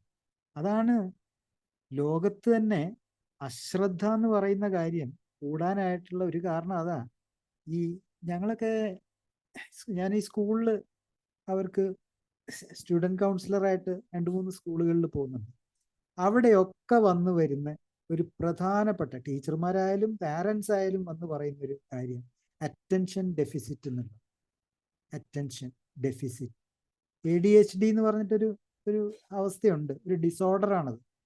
ഒരു മാനസികമായിട്ടുള്ള ഒരു ഡിസോർഡർ തന്നെയാണ് attention deficit and hyper active disorder എന്ന് പറയും. അപ്പോൾ പിള്ളേരിൽ മിക്കവാർക്കും ഇതുണ്ട് എന്നാണ് അപ്പനും അമ്മയൊക്കെ വന്നിട്ട് നമ്മളോട് പറയില്ല. ഈ ടീച്ചർമാർ പറയുന്നു ഒട്ടും തന്നെ ശ്രദ്ധയില്ല കൊച്ചിന്, ഒരു മിനിറ്റ് നേരം അവിടെ അടങ്ങിയിരിക്കില്ല. ഇപ്പോൾ 2ഉം വന്നല്ലോ, അറ്റൻഷൻ ഇല്ല, ശ്രദ്ധിക്കാൻ പറ്റുന്നില്ല അവന്, ഒരു മിനിറ്റ് നേരം അടങ്ങിയിരിക്കുന്നില്ല, ഹൈപ്പർ ആക്റ്റീവാണ്. ഇത് ഈ സ്കൂളിലെ കുഞ്ഞുമക്കൾക്കൊക്കെ വന്നിട്ട് ആരോപിക്കപ്പെടുന്ന ഒരു കാര്യം. കഴിഞ്ഞ ദിവസം ഒരു സ്ത്രീ വന്നിട്ട് അവരുടെ കുഞ്ഞിനെ പറ്റി പറഞ്ഞ, മകൻ ഭയങ്കര വികൃതിയാണ് മാഷെ. അപ്പൊ ഞാൻ ചോദിച്ചു എത്ര വയസ്സായി അവന്? അവന് 6 വയസ്സായി. 6 വയസ്സുള്ള ഒരു കുട്ടി ഒരു അല്പം വികൃതി കാണിച്ചാൽ എന്താ കുഴപ്പം? അവൻ അതല്ലേ ചെയ്യേണ്ടത്, അല്ലേ? അതൊക്കെ നമ്മളൊക്കെ പുറകോട്ടൊന്ന് ചിന്തിച്ചു കഴിഞ്ഞാൽ നമ്മുടെയൊക്കെ ചെറുപ്പകാലത്ത് എന്തൊക്കെ കാട്ടിക്കൂട്ടിയിട്ടുള്ളത്. ഇപ്പോഴത്തെ കുട്ടികൾ എത്ര മര്യാദക്കാരാ. പക്ഷെ ഇത് വികൃതി കാട്ടുന്നതിന്റെ കാരണം അറ്റൻഷൻ ഡെഫിസിറ്റ് ആണ്, അവന്റെ അശ്രദ്ധ ആണ്, അല്ലെങ്കിൽ ശ്രദ്ധക്കുറവാണ്. അവൻ ഹൈപ്പർ ആക്റ്റീവ് ആണ്. കൂടുതൽ അവൻ വികൃതി കാണിക്കുന്നത് ഹൈപ്പർ ആക്റ്റീവ്. ഇത് എപ്പോഴും ഇങ്ങനെ ആയിക്കൊള്ളുന്നില്ല. അവിടെ ഇവിടെയും മുക്കിനും മൂലയിലും വല്ല വനിതയും ഗൃഹലക്ഷ്മിയും ഒക്കെ വായിച്ചിട്ട് വരുന്ന വരവത്. അവിടെ നിന്നൊക്കെ കണ്ടു കാണും, എവിടെയെങ്കിലും യൂട്യൂബില് വീഡിയോയില് കേട്ട് കാണും, അല്ലെങ്കിൽ നമ്മുടെ വാട്സാപ്പ് യൂണിവേഴ്സിറ്റിയിൽ നിന്ന് കിട്ടിയ ഒരു അല്പജ്ഞാനവുമായിട്ട് വന്നിട്ട് എൻ്റെ കൊച്ചിന് ഇതാണെന്നൊക്കെ പറയും. അപ്പൊ ഞാൻ പറഞ്ഞു വന്നത്, ഈ അശ്രദ്ധ എന്ന് പറയുന്നത് ഒരു രോഗാവസ്ഥയായിട്ട് കുഞ്ഞുങ്ങളിൽ ഉണ്ട്, ഇല്ലാന്നൊന്നല്ല നമ്മൾ പറയുന്നത്. ADHD വലിയൊരു പ്രശ്നം പിടിച്ചൊരു കാര്യമാണ്. ഈ അടുത്ത് വായിച്ചൊരു കാര്യത്തിൽ നമ്മുടെ ഈ ഡിസ്കഷനിൽ ചിലർക്ക് താല്പര്യം ഉണ്ടെങ്കിൽ ഇത് ഒരു അറിവാണ്. അതായത് ADHD ബാധിച്ച ബാല്യങ്ങൾ അവര് പ്രായപൂർത്തിയാവുന്ന സമയത്തും അവർ വളർന്നു വലുതാവുന്ന സമയത്തും അവർ ആൽക്കഹോളിലേക്ക് ചെന്നെത്താൻ സാധ്യതയുണ്ട് എന്ന് ഒരു ആർട്ടിക്കിള്, ഒരു റിസർച്ച് പേപ്പർ ആയിരുന്നു, ഒരു ഗവേഷണ വിദ്യാർത്ഥിയുടെ കണ്ടെത്തലായിരുന്നു. ഈ ADHD എന്ന് ഞാൻ മുമ്പേ പറഞ്ഞ attention deficit hyper active disorder എന്ന് പറയുന്നത്, അത് ബാധിച്ചിട്ടുള്ള കുഞ്ഞുങ്ങൾ വളർന്നു വരുമ്പം ആൽക്കഹോളിക്സ് ആവാനുള്ള സാധ്യത കൂടുതലാണെന്ന് പറയുന്നു. അപ്പം ഞാനപ്പോ വിചാരിച്ചു ഞാനും ചെറുപ്പത്തിൽ വല്ല ADHDയുടെ ആളായിരുന്നോ, ആ രോഗം എന്നെയും ബാധിച്ചിട്ടുണ്ടായിരുന്നു, അതുകൊണ്ടാണോ ഞാൻ ആൽക്കഹോളിക് ആയി മാറിപ്പോയത് എന്നൊക്കെ മനസ്സിൽ കൂടെ ഒരു ചിന്തയൊക്കെ പാഞ്ഞു കയറിയിട്ടുണ്ടായിരുന്നു. അപ്പം പക്ഷെ ഇതിന്റെ തന്നെ മറ്റൊരു വൈരുദ്ധ്യം ഉണ്ടെന്നുള്ളത്, അത് രസമാണ്. ഈ നമ്മൾ തന്നെ ഈ യൂട്യൂബും ഫേസ്ബുക്കും വാട്സാപ്പും ഇൻസ്റ്റാഗ്രാമും ട്വിറ്ററും എല്ലാം തുറന്നിട്ട് റീൽസും അതും ഇതുമൊക്കെ കണ്ടിരിക്കുന്ന നമ്മുടെ ശ്രദ്ധാദൈർഘ്യം എന്ന് പറയുന്നത് ഇത്രയേ ഉള്ളൂ, കുറഞ്ഞു കുറഞ്ഞു കുറഞ്ഞു വരികയാണ് എന്നൊക്കെ പറയുന്ന ഈ OTT പ്ലാറ്റ്ഫോമിലൊക്കെ കയറി കഴിഞ്ഞാൽ 45 മിനിറ്റുള്ളൊരു എപ്പിസോഡ് അതിന്റെ 12 എണ്ണമൊക്കെ ഒറ്റ ഇരിപ്പിന് കാണുന്ന ആൾക്കാരെ എനിക്കറിയാം. ഈ സീരിയൽ പോലെ 45 മിനിറ്റ് 50 മിനിറ്റ് ഒക്കെയുള്ള ഓരോ എപ്പിസോഡ്, ഒന്ന് കഴിഞ്ഞാൽ ഒന്ന്. അപ്പൊ അവിടെ ഈ ശ്രദ്ധാദൈർഘ്യം ഒന്നും പ്രശ്നമല്ലേ? ഞാനിങ്ങനെ ആലോചിച്ചു, അതെങ്ങനെ സാധിക്കുന്നു? ഈ റീൽസ് മാത്രം കണ്ട് ശീലിക്കുന്നവരാണ് മനുഷ്യർ, അവർക്ക് ഒട്ടും തന്നെ സമയം ശ്രദ്ധിച്ച് ഒരു കാര്യം കേൾക്കാനായിട്ടുള്ള കഴിവ് നഷ്ടപ്പെട്ടുകൊണ്ടിരിക്കുകയാണ് എന്നൊക്കെ പറയുന്ന സമയത്ത് തന്നെയാണ് OTTക്കകത്തൊക്കെ കയറിയിട്ട് ഈ സീരിയൽ മുഴുവനും ഒരു എപ്പിസോഡിൽ നിന്നും 12 എപ്പിസോഡ് ഒറ്റ ഇരിപ്പിന് വരെയൊക്കെ കാണുന്ന ആൾക്കാരുണ്ട്. ഇപ്പൊ സ്ത്രീകളൊക്കെ അവർക്ക് എന്താ കൊറിയൻ ഡ്രാമ എന്നൊക്കെ പറഞ്ഞിട്ട് ഒത്തിരി സാധനങ്ങളുണ്ട്. കൊറിയൻ ഡ്രാമ എന്ന് പറഞ്ഞു കേട്ടു. ഞാനിത് കാണാൻ വേണ്ടി ശ്രമിച്ചു, ഒരെണ്ണം എടുത്തിട്ട് കണ്ടപ്പോൾ എനിക്ക് മതിയായി, അതുകൊണ്ട് ഓഫാക്കിയിട്ട് പോന്ന. പക്ഷെ ഇതിന്റെ ഒരുപാട് പേർക്ക് ഇത് എന്നും കാണണം എന്നുള്ളൊരവസ്ഥയിലേക്ക് നീങ്ങുന്നുണ്ട്. അപ്പം ഈ ദൈർഘ്യം അവിടെ പ്രശ്നമല്ലേ? ഈ ശ്രദ്ധയുടെ ദൈർഘ്യം, അറ്റൻഷൻ സ്പാൻ എന്ന് പറയുന്നത്, ആ കാര്യത്തിൽ എന്തുകൊണ്ട് അത് ഇല്ലാതെയായി പോകുന്നു? അപ്പം ആലോചിക്കുമ്പോൾ തോന്നുന്നൊരു കാര്യം, ഈ ഉള്ളടക്കം ഉണ്ടല്ലോ, എന്തിൻ്റെ ആണേലും ഉള്ളടക്കം വളരെ പ്രാധാന്യം അർഹിക്കുന്ന ഒരു കാര്യം.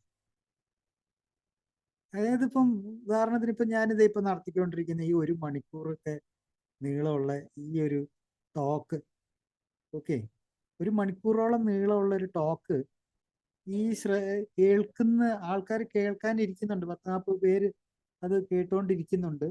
അത് എനിക്കറിയില്ല എത്ര പേര് കേൾക്കുന്നുണ്ടാവും, എത്ര പേര് ഓണാക്കിയിട്ടിട്ട് മാറിപ്പോയിട്ടുണ്ടാവും എന്നൊന്നും അറിയില്ല. എന്നാലും ഭൂരിഭാഗം ആൾക്കാരും കേൾക്കുന്നുണ്ട് എന്ന് തന്നെയാണ് എനിക്ക് തോന്നുന്നത്. അതെന്തുകൊണ്ട് അവിടെ ഈ ശ്രദ്ധാദൈർഘ്യം പ്രശ്നമാകുന്നില്ലല്ലോ? അത് ഞാൻ മനസ്സിലാക്കുന്ന ഒരു കാര്യം ഇതാണ്, നമ്മൾ കേൾക്കുന്ന കാര്യം, അതിൻ്റെ ഉള്ളടക്കം പ്രധാനപ്പെട്ട ഒരു കാര്യമാണ്. നമ്പർ 1, അത് ഗുണപരമായിരിക്കണം. ആ ഉള്ളടക്കം, ആ കണ്ടന്റ് അത് എന്തെങ്കിലും ഗുണം ചെയ്യുന്നൊരു കാര്യമായിരിക്കും. അത് ഒരേ സമയത്ത് വിനോദവും വിജ്ഞാനവും ചേർന്നതായിരിക്കണം. അതായത് ഇൻഫർമേഷനും അതുപോലെ തന്നെ എന്റർടൈൻമെന്റും ചേർന്നൊരു സാധനമായിരിക്കും. പിന്നെ കൗതുകം ജനിപ്പിക്കുന്ന തരത്തിലായിരിക്കും. അല്ലെങ്കിൽ ഇട്ടേച്ച് പോവും ആൾക്കാർ. എന്തേലും അവനൊരു കൗതുകം വേണ്ടേ ഈ കേൾക്കുന്ന കാര്യത്തോട്? അതില്ലേല് അവിടെ ഇട്ടേച്ച് അങ്ങ് പോകും. മറ്റൊന്നുള്ളത്, ഈ ഉള്ളടക്കം എന്ന് പറയുന്നത് ഉള്ള കാര്യങ്ങളായിരിക്കണം എന്നുള്ളതാണ്. അതിനൊരു ഒത്തന്റിസിറ്റി എന്ന് പറയും. അല്ലാതെ വായി തോന്നിയ കോതയ്ക്ക് പാട്ട് വിളിച്ചു പറയലല്ല. അതിനകത്ത് സത്യസന്ധത വേണം, അത് കാര്യഗൗരവം വേണം, അത് വസ്തുതാപരമായിരിക്കണം. അതാണ് ഉള്ള കാര്യങ്ങളായിരിക്കണം എന്ന് പറയുന്നത്. അങ്ങനെയുള്ളൊരു ഉള്ളടക്കമാണെങ്കിൽ കേട്ടിരിക്കും ആൾക്കാർ. പിന്നെ ലാസ്റ്റ് ആൻഡ് ഫൈനൽ, അത് ഉപകാരപ്രദമായിരിക്കണം. അവനെന്തെങ്കിലും ഒരു ഉപകാരം കിട്ടണം ഈ കേട്ടിരിക്കുന്നതുകൊണ്ട്. ഈ 1 മണിക്കൂർ നേരം കേട്ടിരിക്കുന്നതുകൊണ്ട് അവൻ്റെ ജീവിതത്തിൽ എന്തെങ്കിലും ക്രിയാത്മകമായ ഒരു വ്യത്യാസം സൃഷ്ടിക്കാൻ പാകത്തിലുള്ളതായിരിക്കണം. ഇല്ലെങ്കിൽ ഇത് കേട്ടിരുന്നിട്ട് ഒരു കാര്യമില്ല എന്നുള്ളത്. അപ്പം നമ്മൾ പറഞ്ഞു വന്നത് ഇതാണ്, ഈ വിഷയവും വിഷയാവതരണവും രണ്ടും ഇമ്പോർട്ടൻ്റ് ആണ്. നമ്മളിവിടെ സെലക്ട് ചെയ്യുന്ന വിഷയങ്ങളെല്ലാം തന്നെ ഒരു മദ്യാസക്തനെ സംബന്ധിച്ചിടത്തോളം, ഒരു റിക്കവറിങ് ആൽക്കഹോളിക്കിനെ സംബന്ധിച്ചിടത്തോളം, സുബോധം കാക്ഷിക്കുന്ന ഒരാളെ സംബന്ധിച്ചിടത്തോളം അത്യധികം ഉപകാരപ്രദമുള്ള കാര്യങ്ങൾ തന്നെയാണ്. അതുകൊണ്ടാണ് നമ്മൾ വീണ്ടും വീണ്ടും വീണ്ടും ഇത് നടത്തിക്കൊണ്ടിരിക്കുന്നത്. ഇല്ലെങ്കിൽ ഈ കാര്യമൊന്നും നമുക്ക് ഒരു റീലായിട്ട് ഇറക്കാൻ പറ്റുമോ എന്നുള്ളതാണ്. അതിന് നമ്മൾ ഈ ഈ തമാശയല്ല സുബോധം എന്ന് പറയുന്നത്. നമ്മൾ നമ്മൾ പറയും വി ആർ നോട്ട് എ ഗ്ലം ലോട്ട് എന്ന് നമ്മളെ ബിഗ് ബുക്കിൽ പറയുന്നുണ്ട്. നമ്മൾ വിഷണ്ണരായ ഒരു കൂട്ടരല്ല എന്ന് ബിഗ് ബുക്കിൽ പറയുന്നുണ്ട്. ശരിയാണ്, നമ്മളെപ്പോഴും ഹാപ്പിയാണ്, നമ്മൾ എൻജോയ് ചെയ്യുന്നവരാണ്, ജീവിതത്തെ ആസ്വദിക്കുന്നവരാണ്, സുബോധത്തെ ആഘോഷിക്കുന്നവരാണ്. പക്ഷേ എന്നും പറഞ്ഞിട്ട് നമുക്ക് വേണ്ട കാര്യങ്ങൾ കാര്യഗൗരവത്തോടു കൂടി അറിയാനും അറിയിക്കാനും ഒക്കെയുള്ള സാഹചര്യങ്ങളുണ്ട് ഇവിടെ. അതിൽ നിന്ന് നമ്മൾ വിട്ടുമാറി പോകുന്നില്ല. അവിടെ നമ്മൾ ശ്രദ്ധാലുക്കളാണ്. അവിടെ നമ്മൾ തീർത്തും ശ്രദ്ധ കൊടുക്കുന്നുണ്ട്. കാരണം ഇത് ജീവിത പ്രശ്നമല്ലേ. ഞാനിന്നിപ്പോൾ ഇവിടെ ഈ 1 മണിക്കൂർ ഇവിടെ നിന്ന് സംസാരിക്കുന്നത് എൻ്റെ ജീവിത പ്രശ്നം കൂടിയാണ്. എൻ്റെ സുബോധത്തെയാണ് അത് ഊട്ടി വളർത്തുന്നത്. അല്ലാതെ ഈ കേൾക്കുന്നവർക്ക് മാത്രമല്ല ഇതുകൊണ്ടുള്ള ഗുണം. പറയുന്ന എനിക്ക് ഒത്തിരി ഗുണമുണ്ട്. ഞാൻ ഈ ഒരു വിഷയത്തിന് വേണ്ടിയിട്ട് ഇന്ന് കുറച്ച് നേരം അതിന് വേണ്ടിയിട്ട് 4 മണിക്കൂറോളം അതിന് വേണ്ടിയിട്ട് ചെലവഴിക്കുന്നു. കാരണം എൻ്റെ ഉള്ളിൽ അപ്പോഴും ഉള്ളത് എന്താണെന്ന് വെച്ചാൽ, ഞാൻ പറയുന്ന കാര്യം ആർക്കേലും ഒരാൾക്ക് ഉപകാരപ്രദമായിരിക്കണം എന്നുള്ളൊരു ചിന്തയുണ്ട്. ഒരു മദ്യാസക്തനെങ്കിലും ഇതുകൊണ്ട് ഒരു ഉപകാരം ഉണ്ടായിരിക്കണം. അങ്ങനെ ഒരു സതുദ്ദേശം എൻ്റെ ഉള്ളിലുള്ളതുകൊണ്ട് എനിക്ക് താല്പര്യം കൂടുന്നു. ഞാൻ അതിനു വേണ്ടിയിട്ട് മെനക്കെടുന്നു, പഠിക്കുന്നു. അത് എന്നെ ഒരുപാട് ഗുണപരമായിട്ട് മാറ്റങ്ങൾ എന്നിൽ ഉണ്ടാക്കുന്നു. ഈ പറഞ്ഞ കാര്യങ്ങൾ ഞാനും എൻ്റെ ജീവിതത്തിൽ പാലിക്കേണ്ടതല്ലേ? അല്ലാണ്ട് ചുമ്മാ പറഞ്ഞു പോയാൽ മാത്രം പോരല്ലോ. ഈ പറഞ്ഞ ഓരോ കാര്യങ്ങളും നാളെ ഞാൻ പാലിച്ചിട്ടില്ലെങ്കിൽ എനിക്ക് എൻ്റെ മുഖത്ത് നോക്കാൻ പറ്റില്ല, കണ്ണാടി നോക്കാൻ പറ്റില്ല. അതാണ് ഇതുകൊണ്ട് ഇപ്പൊ ഒരേ സമയത്ത് വിഷയം അവതരിപ്പിക്കുന്ന ആൾക്കും വിഷയം കേൾക്കുന്ന ആൾക്കും ഇത് ഗുണപരവും ക്രിയാത്മകവും ഒക്കെ ആയി മാറണം എന്നുള്ളതാണ്. ഇതൊരു താല്പര്യം ജനിച്ചിട്ടില്ലെങ്കിൽ നമ്മുടെ ശ്രദ്ധാദൈർഘ്യം അവിടെയാണ് പ്രവർത്തിച്ചത്. താല്പര്യം ഉണ്ടെങ്കിൽ ഈ ദൈർഘ്യം ഒരു പ്രശ്നമാവില്ല.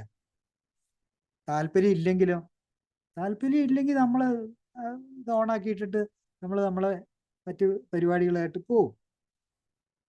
അത് ഈ താല്പര്യം ജനിപ്പിച്ചിട്ടില്ലെങ്കിൽ നമ്മൾ ചുമ്മാ ഈ അശ്രദ്ധയെ ഒന്നും പഴി പറഞ്ഞിട്ട് ഒരു കാര്യമില്ല, അല്ലേ?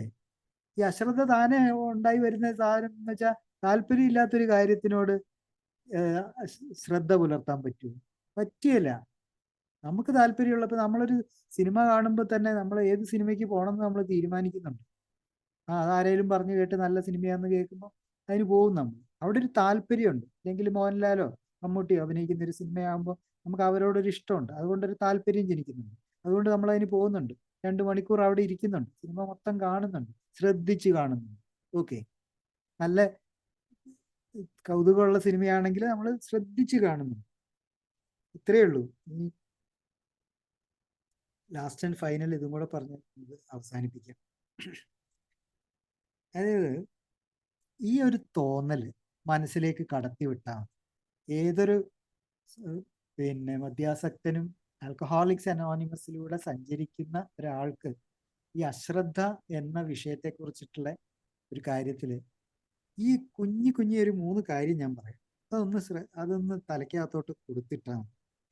അതായത് ഈ വക കാര്യങ്ങൾ, ഈ വിഷയാധിഷ്ഠിത മീറ്റിങ്ങുകളും അല്ലാത്ത മീറ്റിങ്ങുകളും ശ്രദ്ധാപൂർവം ഞാൻ കേട്ടിരിക്കേണ്ടതാണ് എന്നുള്ള ചിന്ത അത് വളർത്തിയെടുക്കുക. കാരണം എനിക്കിത് ആവശ്യമാണ്. എൻ്റെ മുന്നോട്ടുള്ള സുബോധ ജീവിതത്തിലേക്ക് ഇതെല്ലാം ആവശ്യമുള്ള കാര്യം. ഈ ചിന്ത തലയ്ക്കകത്ത് കയറിയാൽ നമ്മൾ ഓക്കെ ആയി. നമുക്ക് ഈ ഗുണപരമായ മാറ്റങ്ങൾ സംഭവിച്ചുകൊണ്ടിരിക്കുന്നുണ്ട്, ഒരു സംശയവും വേണ്ട. പുതുതായിട്ട് വന്നിട്ടുള്ള ആൾക്കാരോട് പ്രത്യേകിച്ച് ഞാൻ പറയുന്ന ഒറ്റ കാര്യം ഇത് മാത്രമേ ഉള്ളൂ. നമുക്ക് ഓരോ ഇൻഫർമേഷനും, അത് ബാഹ്യമായാലും അത് ആന്തരികമായാലും വളരെ ഇമ്പോർട്ടൻ്റ് ആണ്. എയിലൂടെ സഞ്ചാരം എന്ന് പറയുന്നത് അത് തന്നെയാണ്. നമുക്ക് നമ്മുടെ പാംഫ്ലെറ്റ്സുകളിൽ നിന്നും, നമ്മൾ ബിഗ് ബുക്കിൽ നിന്നും, 12 പടികളിൽ നിന്നും, പാരമ്പര്യങ്ങളിൽ നിന്നും ഒക്കെ കിട്ടിക്കൊണ്ടിരിക്കുന്ന അറിവുകളുണ്ടല്ലോ, ഈ അറിവ് നമുക്ക് അത്യാവശ്യമുള്ള കാര്യമാണ്. നമ്മുടെ സുബോധ ജീവിതത്തിനെ അത് സുഗമമാക്കുകയാണ്. അല്ലേലും നമ്മൾ കുടിക്കാതെ നടക്കുന്നു, സുബോധവാനാണെന്ന് പറയുന്നു, ക്ലെയിം ചെയ്യുന്നു ഒക്കെ ഉണ്ട്. പക്ഷെ അതല്ല, അതിൽക്കും അപ്പുറം ഒരു കാര്യമുണ്ട്. ഒരു ക്വാളിറ്റി എന്ന് പറയുന്ന ഒരു കാര്യമുണ്ടല്ലോ, നമ്മൾ പറയത്തില്ലേ, ഒരു ക്വാളിറ്റി ഉള്ള ഏകാരൻ എന്ന് പറയുന്ന ഒരു വ്യത്യാസമുണ്ട്. അവൻ അല്പം കൂടി കാര്യങ്ങളിലും വിഷയങ്ങളിലും ശ്രദ്ധാലുവായിരിക്കും എന്നുള്ള, അവൻ ഒത്തിരി ശ്രദ്ധിക്കും. കാര്യം, ഞാൻ പറഞ്ഞ കാര്യം, ഇത് എനിക്ക് ആവശ്യമാണ് എന്നുള്ള തോന്നൽ അവനിലുണ്ട്. അതുകൊണ്ട് ആവശ്യമുള്ളൊരു കാര്യമായതുകൊണ്ട് അവൻ ശ്രദ്ധിക്കും. അവിടെ അശ്രദ്ധ കാണിക്കുന്നത് അപകടകരമാണ് എന്നവൻ മനസ്സിലാക്കുന്നു. ഞാൻ പറഞ്ഞത് ഈ പുറമേയുള്ള കാര്യങ്ങൾ മാത്രമല്ല, അറിവുകൾ മാത്രമല്ല, നമ്മളെ പഠിച്ചുകൊണ്ടിരിക്കുകയാണേ. അതാ ഏറ്റവും പ്രധാനപ്പെട്ട ഒരു കാര്യം. ഓരോ എൻകൗണ്ടറിലും ആയിട്ട് ബന്ധപ്പെട്ട എന്തൊരു കാര്യം, അത് മീറ്റിംഗ് ആവട്ടെ, കൺവെൻഷൻ ആവട്ടെ, ഇതുപോലത്തെ ഓൺലൈൻ ആവട്ടെ, എന്തുവാണെങ്കിലും ഒന്നും വേണ്ട, ഒരു സുഹൃത്തുമായിട്ടുള്ള ഒരു സൗഹൃദ സംഭാഷണം, ഒരു ടെലിഫോണിക് ഒരു ടോക്ക്, ഇതെല്ലാം ഉണ്ടല്ലോ നമ്മളെ ആന്തരികമായിട്ടുള്ള ഒരുപാട് വളർച്ചയ്ക്ക് അത് വളം വയ്ക്കുന്നുണ്ട്. നമ്മളെ എങ്ങോട്ടാ പോകുന്നത്? നമുക്ക് മുന്നോട്ടല്ലേ നമ്മൾ പൊക്കോണ്ടിരിക്കുന്നത്. അതിന് വേണ്ട എല്ലാവിധ ടൂൾസുമാണ് തന്നുകൊണ്ട് സപ്ലൈ ചെയ്തുകൊണ്ടിരിക്കുന്നത്. അത് നമ്മൾ എടുക്കുക, പ്രയോഗിക്കുക, ഇത് മാത്രമേ നമ്മളിൽ നിന്ന് ആവശ്യപ്പെടുന്നുള്ളൂ.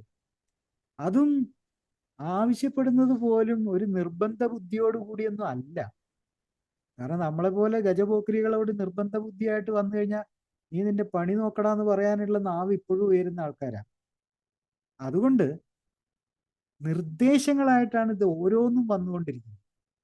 ഇതെല്ലാം നിർദ്ദേശങ്ങൾ, സജഷൻസ് മാത്രമേ ഉള്ളൂ. നമ്മളൊന്നും തീർപ്പ് കൽപ്പിക്കുന്നില്ല ഒരു കാര്യത്തിലും. നമ്മൾ കൽപ്പനകൾ, 12 കൽപ്പനകളല്ല ഇവിടെ കൊടുക്കുന്നത്. നമ്മളിവിടെ കൊടുക്കുന്നത് 12 സജഷൻസ് ആണ്.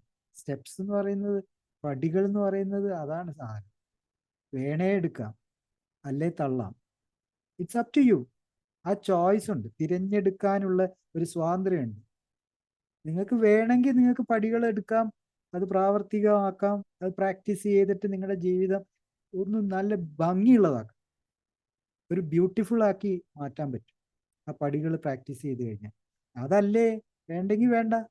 അല്ലേലും മീറ്റിങ്ങുകൾക്കൊക്കെ ആരാണ്ടോ പറഞ്ഞിട്ടുണ്ട്, ഞാൻ മീറ്റിങ്ങുകൾക്ക് സ്ഥിരമായിട്ട് വരുന്നുണ്ട്, ഞാനിപ്പോൾ കുടിക്കുന്നില്ല. ഓക്കെ, നല്ല കാര്യം.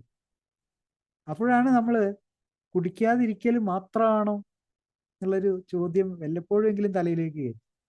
അല്ല, കുടിക്കാതിരിക്കൽ മാത്രമല്ല, നമ്മൾ ഒരു നല്ല മനുഷ്യനാവുക എന്നുള്ള ഒരു കാര്യം കൂടി അതിൽ കിടപ്പുണ്ട്. അതും കൂടി ഒന്ന് കൺസിഡർ ചെയ്ത് കഴിഞ്ഞാൽ യു ബിക്കം സോബർ. നമ്മൾ പറയില്ലേ, റിക്കവേർഡ് ആൽക്കഹോളിക് ആയിട്ട് മാറുകയാണ്. ഈ പടികളും പാരമ്പര്യങ്ങളും എല്ലാം അനുസരിച്ച് ആൽക്കഹോളിക്സ് അനോണിമസ് നമ്മളോട് സജസ്റ്റ് ചെയ്തിട്ടുള്ള കാര്യങ്ങളെല്ലാം അനുശീലിച്ച് നമ്മൾ മുന്നോട്ട് പോകുന്ന സമയത്ത് you become A recovered alcoholic. അതാണ് വ്യത്യാസം. നമ്മൾ ഏതായാലും മെനക്കെട്ട് ഇറങ്ങി ഇതിനകത്തോട്ട്, അല്ലേ? നമ്മൾ എത്തിപ്പെട്ടത് അത്രയും നല്ല ഭംഗിയുള്ള ഒരു ഉദ്യാനത്തിലാണ്. അവിടെ നിറയെ നല്ല കാര്യങ്ങളേ ഉള്ളൂ, പൂക്കളും മരങ്ങളും പച്ചപ്പും കളറുകളും ഒക്കെ മാത്രമേ ഉള്ളൂ ഇവിടെ. അപ്പൊ അതിലൂടെയുള്ള സഞ്ചാരം നമ്മൾ ആത്മാർത്ഥമായിട്ട് അതിലെ സഞ്ചരിക്കുക, ശ്രദ്ധയോടുകൂടി സഞ്ചരിക്കുക. അവിടെ നമ്മുടെ ഉള്ളിലേക്ക് ഈ അശ്രദ്ധകൾ, ഡിസ്ട്രാക്ഷൻസ് കയറി വരാതെ നോക്കുക. അതാണ് ചെയ്യേണ്ടത്. അങ്ങനെയൊക്കെ ആയി കഴിയുമ്പോണ്ടല്ലോ, നമ്മൾ പറയത്തില്ലേ, ലൈഫ് ഇസ് ബ്യൂട്ടിഫുൾ എന്ന് പറയുന്ന ഒരു സിനിമയുടെ പേരാണ്. ജീവിതം ഭയങ്കര ഭംഗിയുള്ളതായി മാറുക എന്നുള്ള. ഇതുകൊണ്ട് നമ്മൾക്ക് മാത്രമല്ല മെച്ചം, നമ്മളെ ചുറ്റിപ്പറ്റി നിൽക്കുന്ന ആൾക്കാരുണ്ടല്ലോ, നമ്മൾ കുടുംബം എന്നൊക്കെ വിളിക്കുന്ന നമ്മുടെ കെട്ടിയോള്, നമ്മുടെ മക്കള്, അപ്പനമ്മ, സഹോദരങ്ങള്, ഇവർക്കെല്ലാം ഇതിന്റെ മെച്ചം കിട്ടിക്കൊണ്ടിരിക്കുക. നമ്മൾ ഒരാളെ നന്നാവുന്നുള്ളൂ, പക്ഷെ ഇവർക്കെല്ലാം അതിന്റെ ആ നന്നാവലിന്റെ പ്രസരണങ്ങൾ ഏറ്റടിച്ച് ഒരു പുഷ്പം പോലെ തന്നെ അതിന്റെ ഗന്ധം സഞ്ചരിക്കും. നമ്മുടെ സുബോധ മനസ്സ്, നമ്മുടെ സുബോധം തന്നെ അത് പ്രസരിക്കുന്ന ഒരു കാര്യം, സഞ്ചരിച്ചുകൊണ്ടിരിക്കുന്നത്. അത് എന്നിലും നിങ്ങളിലും മാത്രം ഒതുങ്ങിക്കൂടുകയല്ല സുബോധം. അത് അത് അങ്ങ് ട്രാവൽ ചെയ്യാണ്, അടുത്ത കുടുംബത്തിലേക്ക് എത്തുന്നു, അവിടെ സന്തോഷം നമ്മൾ പ്രസരണം ചെയ്യുന്നു, അവർക്ക് സന്തോഷമാകുന്നു, അത് നമ്മൾ സമൂഹത്തിലേക്ക് എത്തുന്നു, അവിടേക്കും പലതും നമുക്ക് ചെയ്യാൻ പറ്റുന്ന ആൾക്കാരാണ്. പൊട്ടൻഷ്യൽ ഒത്തിരി ഉണ്ട്, അതാണ് മനസ്സിലാക്കേണ്ടത്. ആ കാര്യം ഇപ്പം സമയമുണ്ട്. ഒരു ഉദാഹരണം പറയുകയാണെങ്കിൽ, നിങ്ങളെ തന്നെയൊക്കെ ഗ്രൂപ്പുകൾ, ഹോം ഗ്രൂപ്പുകളോ അതും ഇതൊക്കെ നോക്കിക്കഴിഞ്ഞാൽ, കുടി നിർത്തിയതിന് ശേഷം ഏലൂടെ സഞ്ചരിക്കുന്നതിൻ്റെ ഭാഗമായിട്ട് എത്ര പേരാണ് ഉന്നത സ്ഥാനങ്ങളിലേക്ക് എത്തുന്നത്. ആർക്കും വേണ്ടാതെ റോട്ടിൽ കിടന്ന മനുഷ്യരല്ലേ നമ്മളൊക്കെ. ഇപ്പൊ എവിടേക്ക് എത്തിപ്പെടുന്നുണ്ട്? അത് എന്തുകൊണ്ടാണ് സംഭവിക്കുന്നത്? റിഫൈൻമെന്റ് അവിടെ ഉണ്ടാകുന്നുണ്ട്.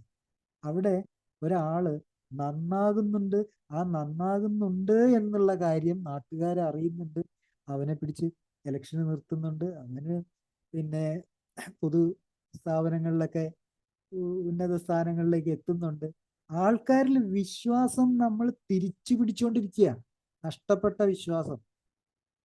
അതാ നമ്മൾ ചെയ്തുകൊണ്ടിരിക്കുന്നത്. അത് ചില്ലറ കാര്യമില്ല.